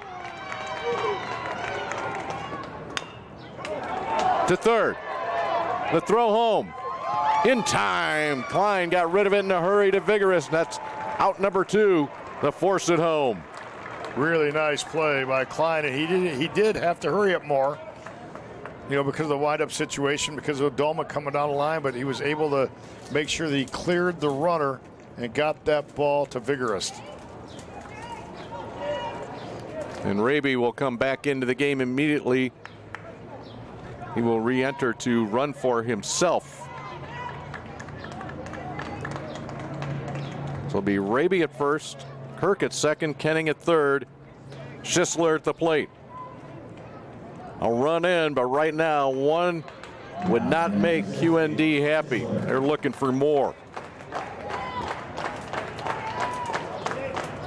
The infield's able to loosen up and play back.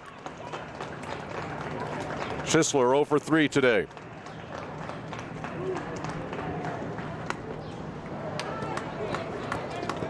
Got a feeling Schisler is going to square this ball up. Will it be at somebody? Will somebody be able to make a play? We shall find out. He will squirt through the legs of Vigorous. And the run will score, and the lead is 2.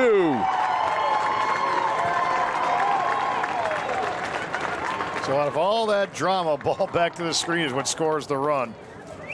And Vigorous has been he's been a wall back there, but that one somehow, breaking ball in the dirt, got underneath the wickets, rolled back to the screen for a run.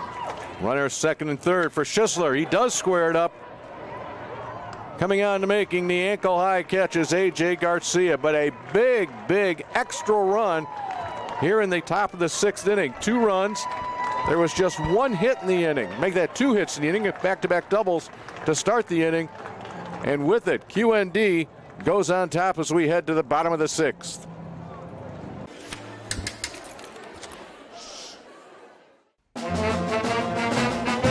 Hey, conductor, how about something new? You played this last year. Come on, get your head out of your sacks. Shh, we're trying to hear. Well, I'm sick and tired of hearing your kid play the wrong notes. Where's my kid solo? At least you can see your kid. Why is my kid stuck way in the back? The conductor only plays his favorites. I get her, not solo. You saying I did it? Yeah. Come on. What's wrong with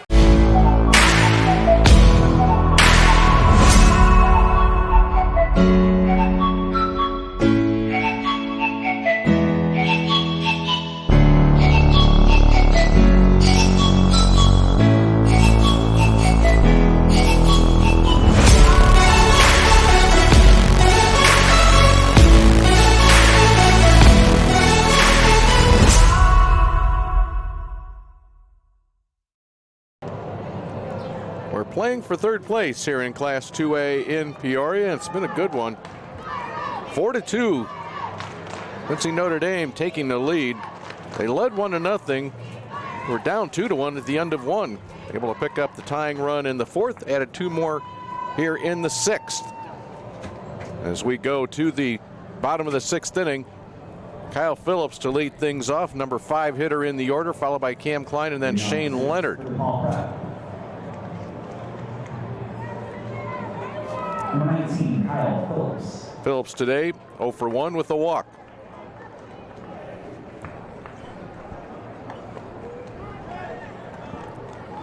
Tyler Dance still on the hill.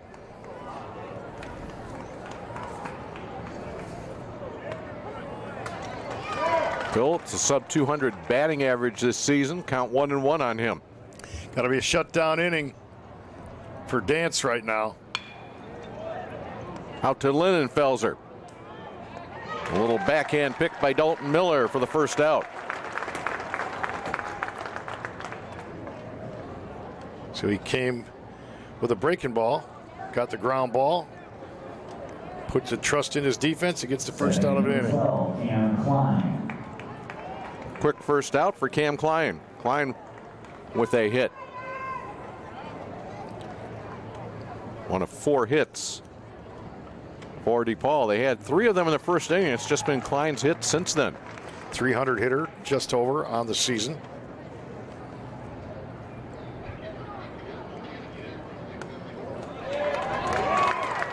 Dance is able to bend it in on the inside part of the plate. Very quickly on top of Klein, 0-2.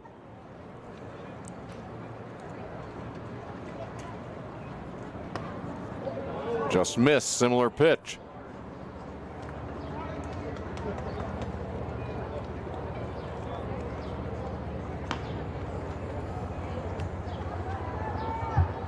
Klein peers over his glove.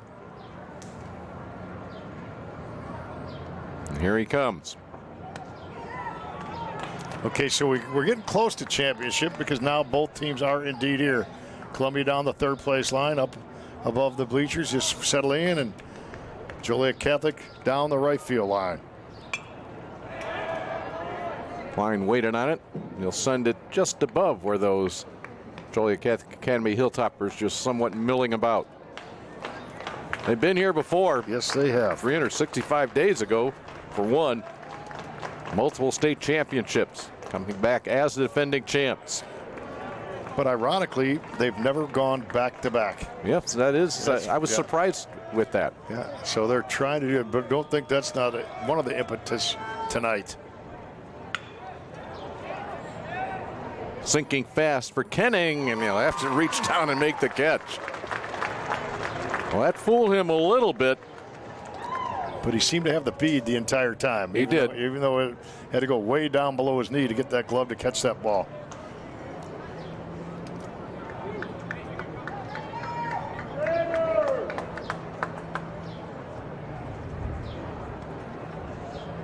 Looks like we have a pinch hitter. It'll be Griffin Horn. Horn was a designated hitter yesterday.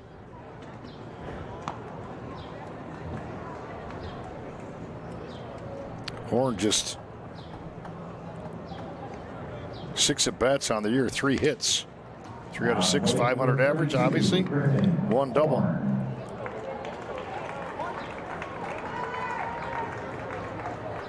Horn yesterday was 1 for 3. He tore his ACL this last fall. Just cleared to return the baseball in the sectionals. Yeah, had two hits in the sectional, right? Yeah.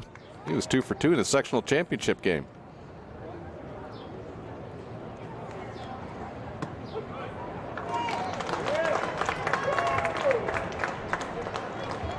He's batting for Shane Leonard.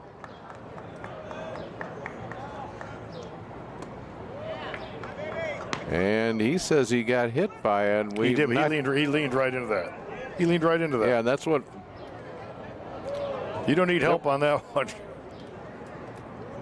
Well, you had Sam Colon, the 3rd base coach, the head coach for DePaul College Prep, saying, hey, my guy got hit.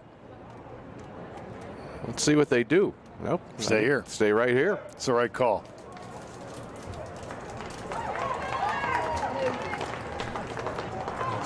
Yeah, good job. Dave Phelps, home plate umpire, did a good job with that too. Explained it, gave him a little pat on the back. Well, whatever the explanation was that Sam Cologne got, he didn't like it. Respectful, but you could tell he just didn't agree with it. Dance comes right back and evens up the count at 2-2.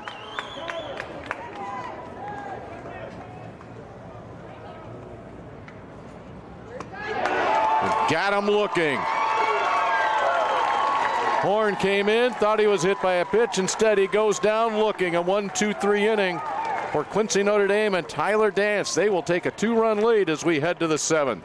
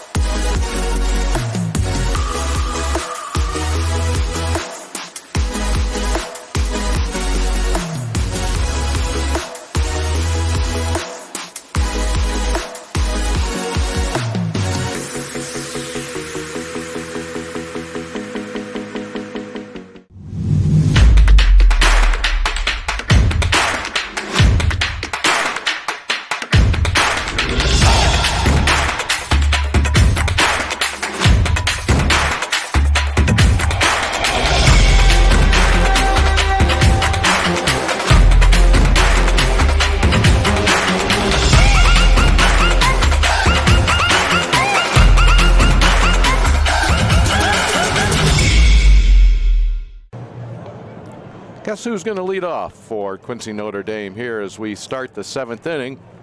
It's the same guy that's led off each of his 3 at-bats. And that is Jake Schisler, the leadoff hitter.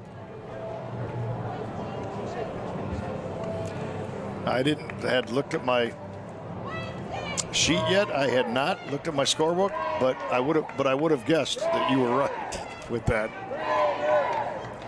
Well, I take that back. He flew out. It was Schisler that flew out to end the inning. Yeah. So 7 men came to the plate, 2 scored. Right. So that means Jack Linenfelser will lead this thing off. Linenfelser 1 for 3 today, had a single. Set for Quincy Notre Dame, number 18, Jack Linenfelser. 1 in the first, 1 in the 4th, 2 in the 6th. Rivera 108 pitches.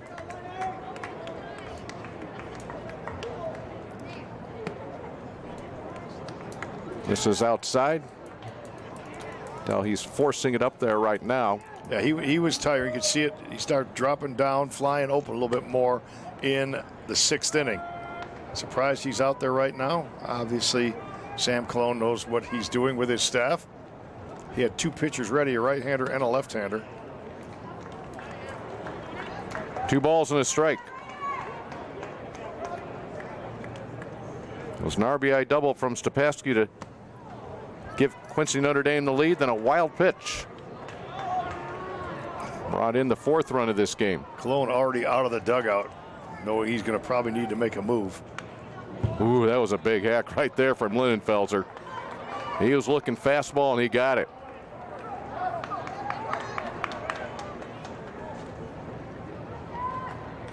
So if I'm counting right, this should be his 114th pitch. And it goes for a strike, and that is strikeout number 6. To make that number 7 for Rivera. 7 strikeouts in 7 innings. And everybody coming out of the DePaul College Prep dugout, they're going to give a welcome to Robert Rivera, who, after struggling mightily early in the game, kept his team in it. A lot of hugs for Rivera. Gets one from Sam Cologne there. As Cologne takes the ball from him, and everybody on his team out of the dugout, showing respect to the senior for what he's done for that program.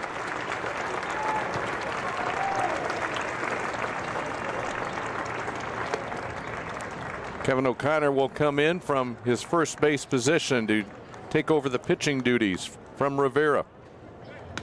And he was the left-hander that was loosening up, so they're in good shape there.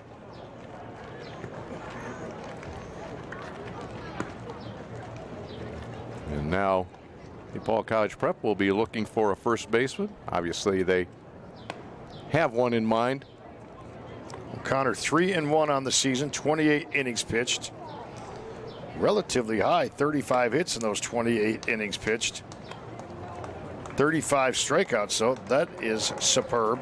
9 base on balls, that's superb. But a relatively high earned run average of 4.00.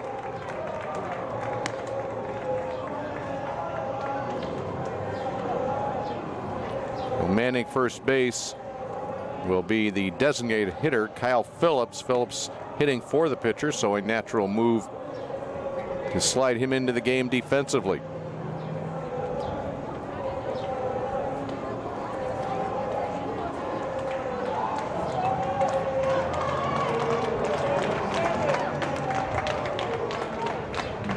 Now pitching for Paul Prep, number 3, Kevin O'Connor.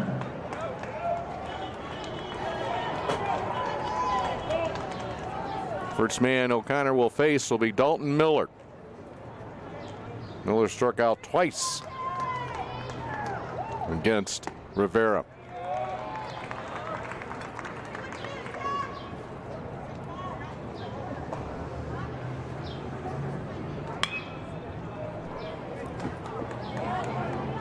Very quickly, O'Connor gets on top of Miller at 0-2. Miller comes in, bang, bang, attacks the zone. Left-handed slants, working toward the third base side of the pitching rubber. Nice compact delivery. Kurokawa can't handle it the first time. His throw is off the mark. And that will be the third error of the game for Vance Kurokawa. Normally sure-handed, and the mistake he made there, one, he backhanded the ball. Again, he probably needed to that time. He had a play earlier in the game that I thought he could have, got in front of.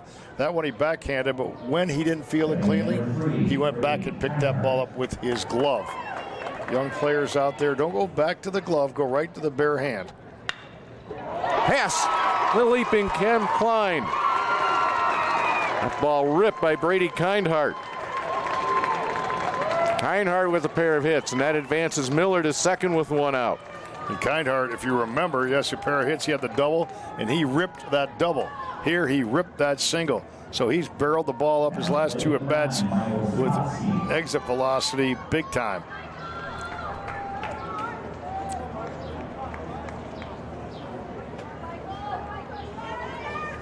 Mike Stopavsky had the RBI on the double. Went back-to-back doubles with Kindhart last inning.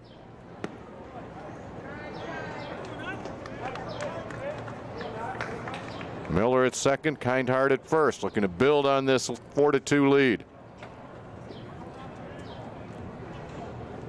Short leads at each base. And that will scoot through into left field. Stop sign is up. And the bases will be loaded.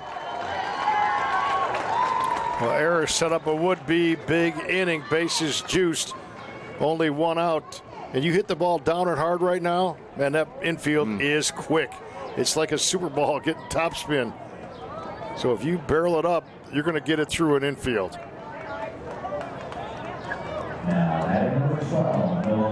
Nolan Robb, a couple of sacrifice bunts his last 2 at-bats. He'll take strike 1, and once again, Sam Cologne for DePaul College Prep. Well, he had his middle infield back, and now he'll bring everybody in.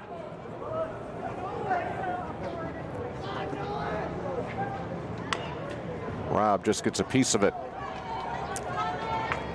Now they can't gamble on a possible double play. They have to cut down this run at the plate.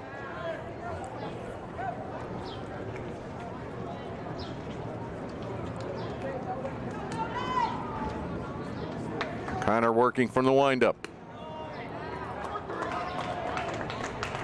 Ball and 2 strikes.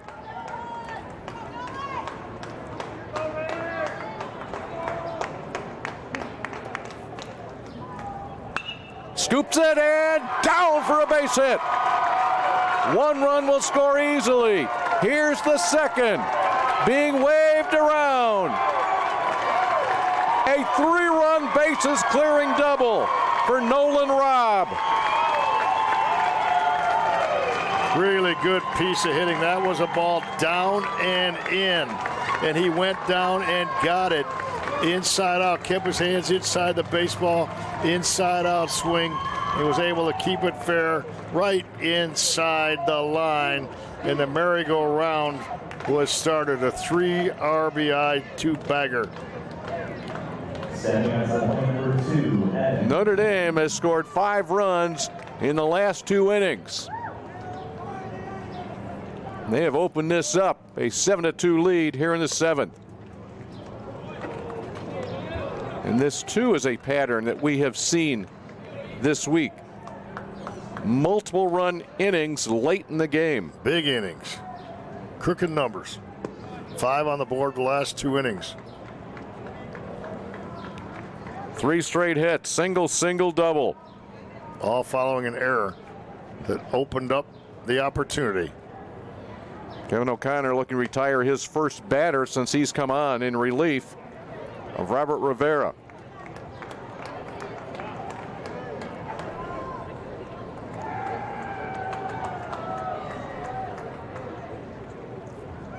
Connor to the look to second.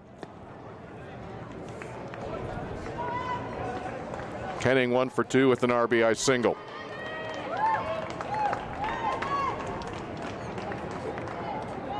Robb the lead at second, stretches it just a bit.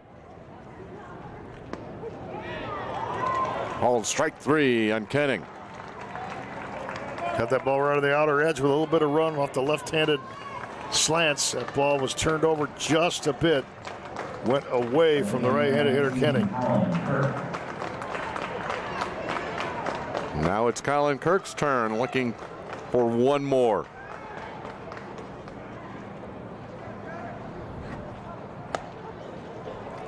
Pops the mid of Vigorous.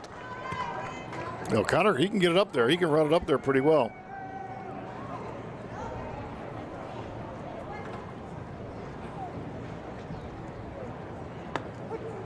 And on the inside corner, not to the liking of Colin Kirk. Out for a strike, in for a strike. If he wants, he can go up for a strike.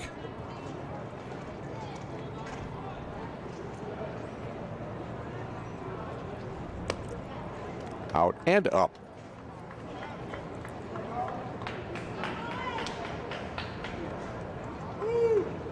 Busy time in the bases the last 2 innings for the Raiders from QND.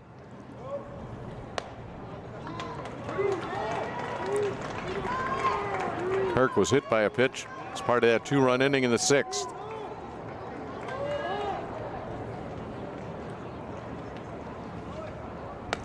Oh, 0-2 has become 3-2.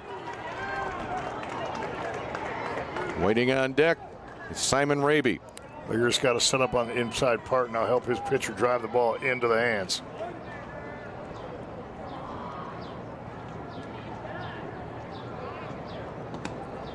Missed on 4 straight. The inning rolls along.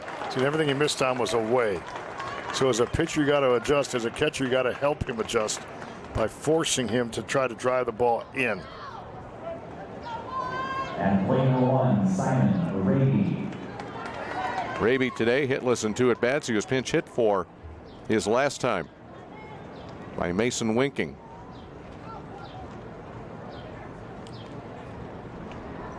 Connor will step off, and that will force Robb to walk back to second.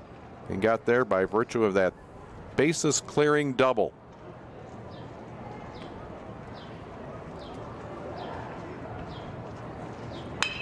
Raby on the ground to third, and that will be an easy walkover and force for Cam Klein, but not before the Raiders put 3 more on the board. Their lead grew from 2 to 5 at 7-2. 1 shot left here for the Rams from DePaul College Prep.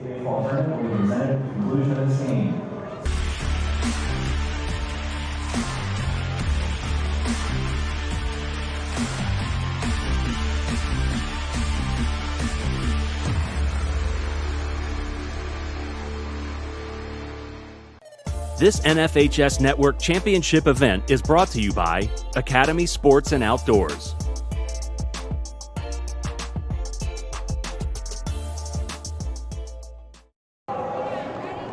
We're getting close to the close of this third place game in 2A. Coming up next, we'll have championship matchup. Really one that I've been looking forward to. Columbia and Joliet Catholic Academy, coming from different parts of the state. Columbia's had an outstanding year, well over 30 wins. Joliet Catholic Academy playing almost strictly a 3A, 4A schedule. They are the defending state champs in 2A, and that will come your way after this ball game. Should be a fun one, but before that, Quincy Notre Dame trying to lock down this one here.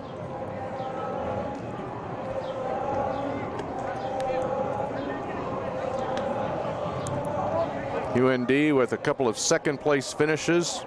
Had to go all the way back to 1952 for their first trophy in baseball. And then in 2004 also picked up second place trophy. Looking for a third place one here in 2023, and it will be 8-9-1 for DePaul College Prep. Trying to put a dent in those plans. Tyler Dance still on the hill.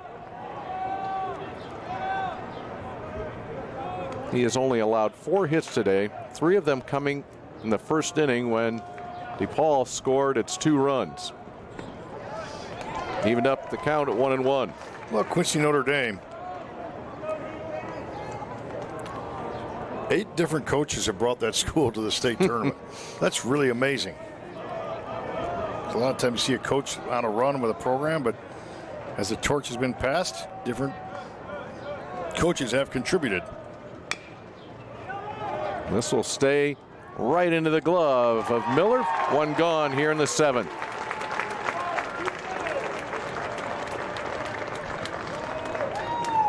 Quincy Notre Dame bidding for its 36th victory of the year in 38 games.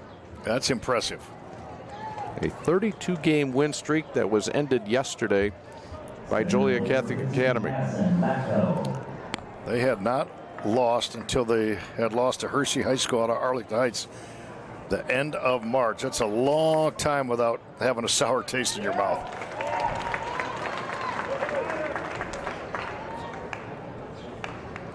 Latko, a freshman, 0 for 2. Rolls it out to second and underneath the glove of Nolan Robb on the diving attempt, base hit for Latko.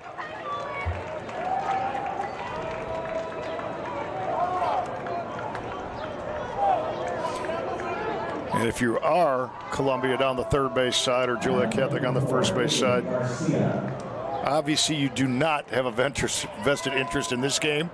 You just want it to be over so you can take the field. Obviously these two teams battling, they're trying to win a ball game. Top of the order, and A.J. Garcia.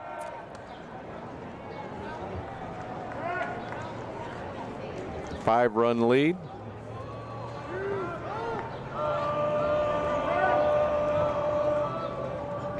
Garcia rips this one. Schisler in center will cut it off before it gets to the gap. Back-to-back hits here for the Rams. And Latko on first base did something that I think is very smart. He didn't even think about third base, advancing. He knows he's not important. I mean, they're not even close to getting the tying run on deck yet. So you need to be very, very conservative on the base paths right now. And the young man did just that. Very smart baseball.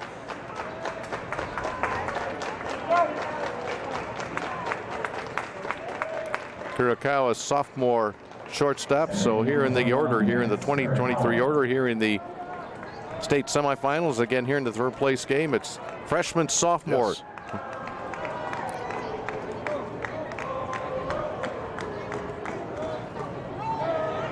Stepashki has to go down to his knees to stop that one.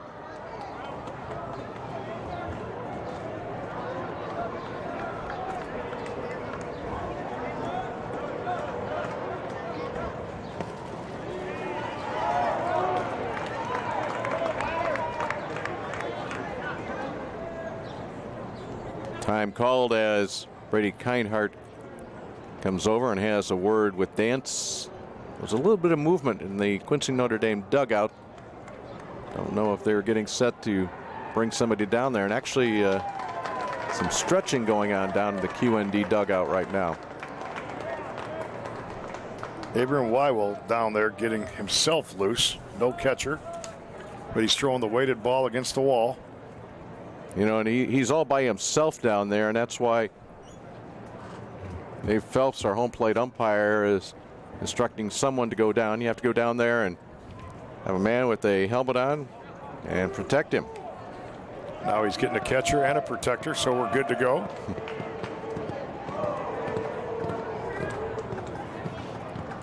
One gone here in the bottom of the 7th inning. So after a little bit of a breather, Dance finds the zone.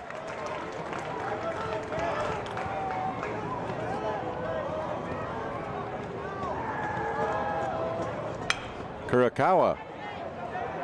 Short left center field, and the catch will be made by the left fielder Evan Kenning.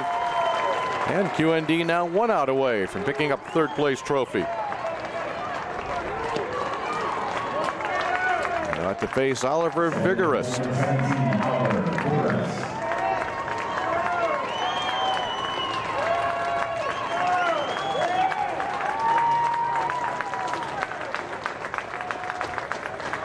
What a ride, what a run. And in the last week, an incredibly emotional week for the Quincy Notre Dame Raiders.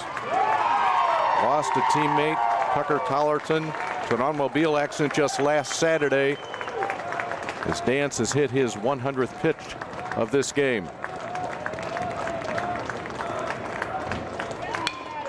And this may be the final pitch of the season. There it is. Quincy Notre Dame claims 3rd place in 2023 with a 7-2 win over DePaul College Prep. The culmination of an emotional week, what you were just alluding to, their fans on their feet along the concourse. And I'm going to tell you what, there's going to be some tears on both sides, but especially on the QND side, for some joy and some sorrow at the same time here this afternoon. Well, you know how tough it was, but at the same time, there was a job to do. That's how the team voted.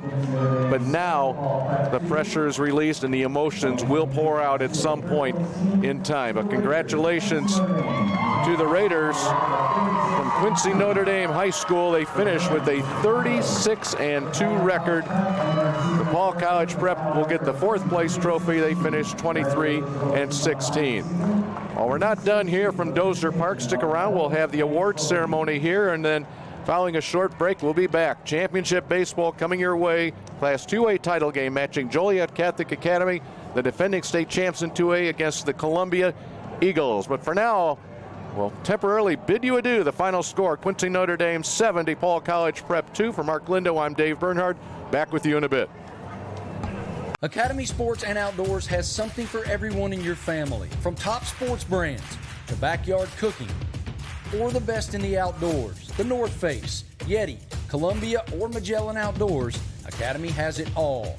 Whether you're celebrating familiar traditions or exploring new ones, we've got what you need in here to have fun out there. Start your next adventure and make lifelong family memories at Academy Sports and Outdoors. Download our app or shop at academy.com.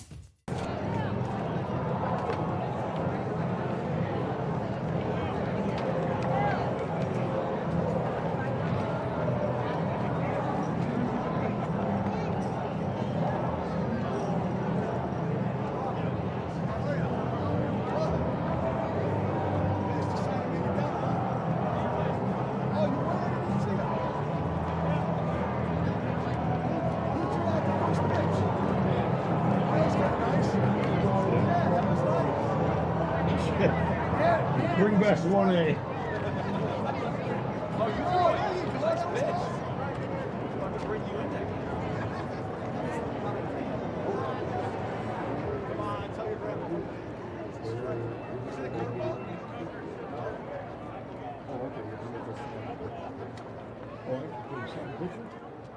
Oh my gosh, what a great idea.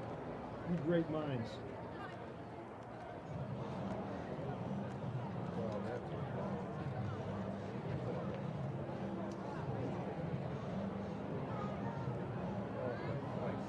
Ladies and gentlemen, please direct your attention to the field at this time for the presentation of the 3rd and 4th place team individual awards for the 2023 IHSA Class 2A State Baseball Tournament. Presenting your down trophies and members of the Illinois High School Association Board of Directors attending the tournament. Attending here today, Ron Leader, representing Division 3 from Plainfield North. At this time, please meet the Rams of Chicago DePaul College Prep, who finished the 2023 season in 4th place with a final record of 23-16. Athletic Director Patrick Mahoney. Head Coach Sam Colon. Assistant Coach Fred Puerta. Assistant Coach Noe Artiaga. Assistant Coach Joshua Tharp.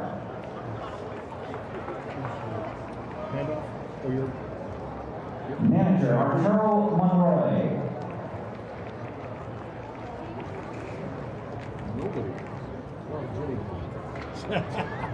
Now the players. Number 1, Gavin Veriano. Number 3, Kevin O'Connor. Number 4, AJ Garcia. Number 5, Luke Olin.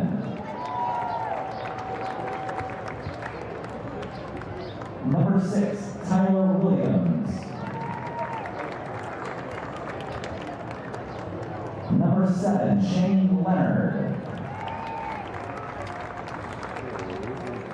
Number 8, Carter Levine. Number 10, Benny Espinoza. Number 11, Troy Phillips.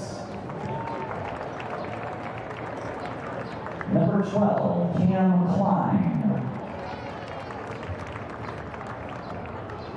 Number 13, James McMillan. Number 14, Dylan Hecht. Number 15, Addison Latko. Number 16, Michael Bloom. Number 17, Oliver Vigorous.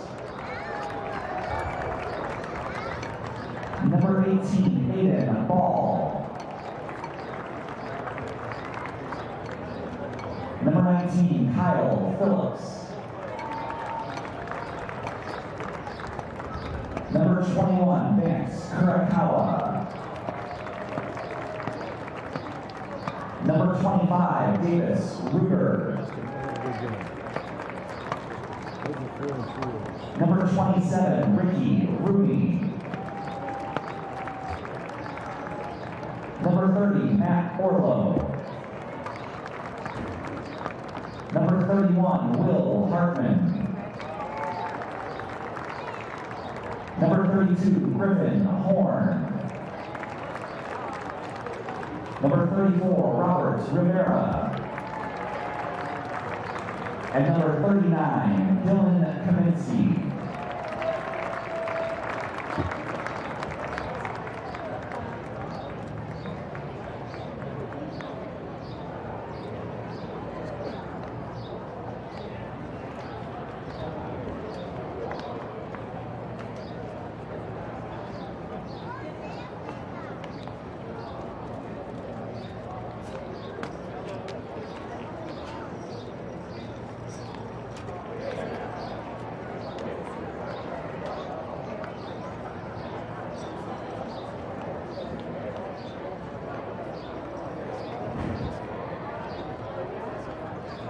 And now this time, let's meet the Raiders of Quincy, Notre Dame. Who finished the 2023 season in 3rd place with a final record of 36-2. Principal Mark McDowell. Athletic Director Bill Cannell. Associate Athletic Director Eric Horn. Head Coach Rich Pollock. Assistant Coach Zach Robb. Assistant coach Ryan Hewlett.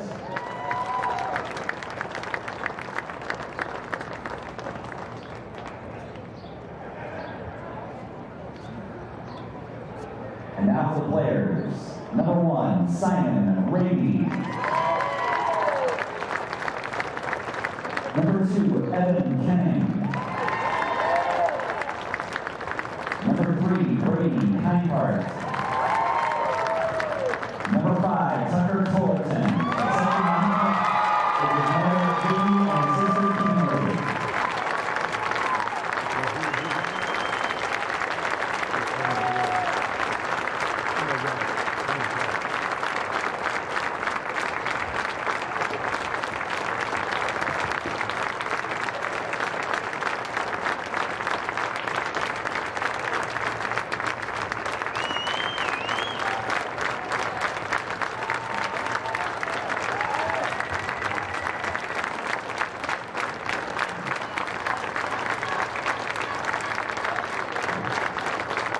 Number 6, Jake Schiffler. Number 7, Dalton Miller. Number 9, Michael Stopowski.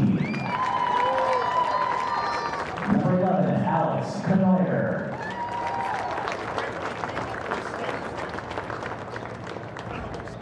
Number 12, Nolan Robb. Number 13, Denver Bryan. Number 14, Ethan Rose. Number 15, Cale Linenfelder. Number 16, Abram Leewall.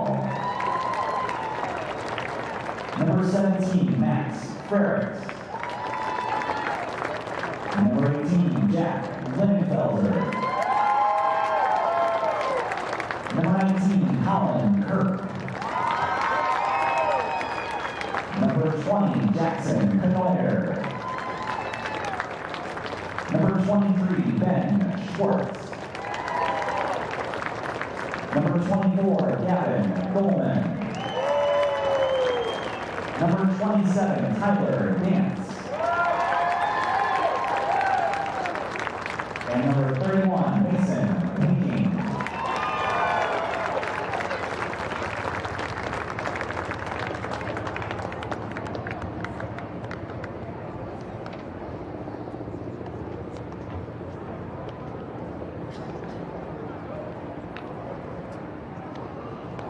And now Coach Cologne, captain of the DePaul Prep, please step forward to receive the 4th place trophy.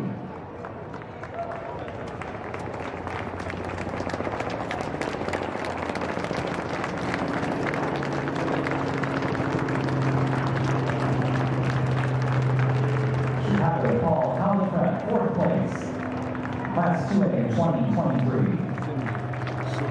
And now with Coach Pollock and the captains of Quincy Notre Dame, please step forward to receive the 3rd place trophy.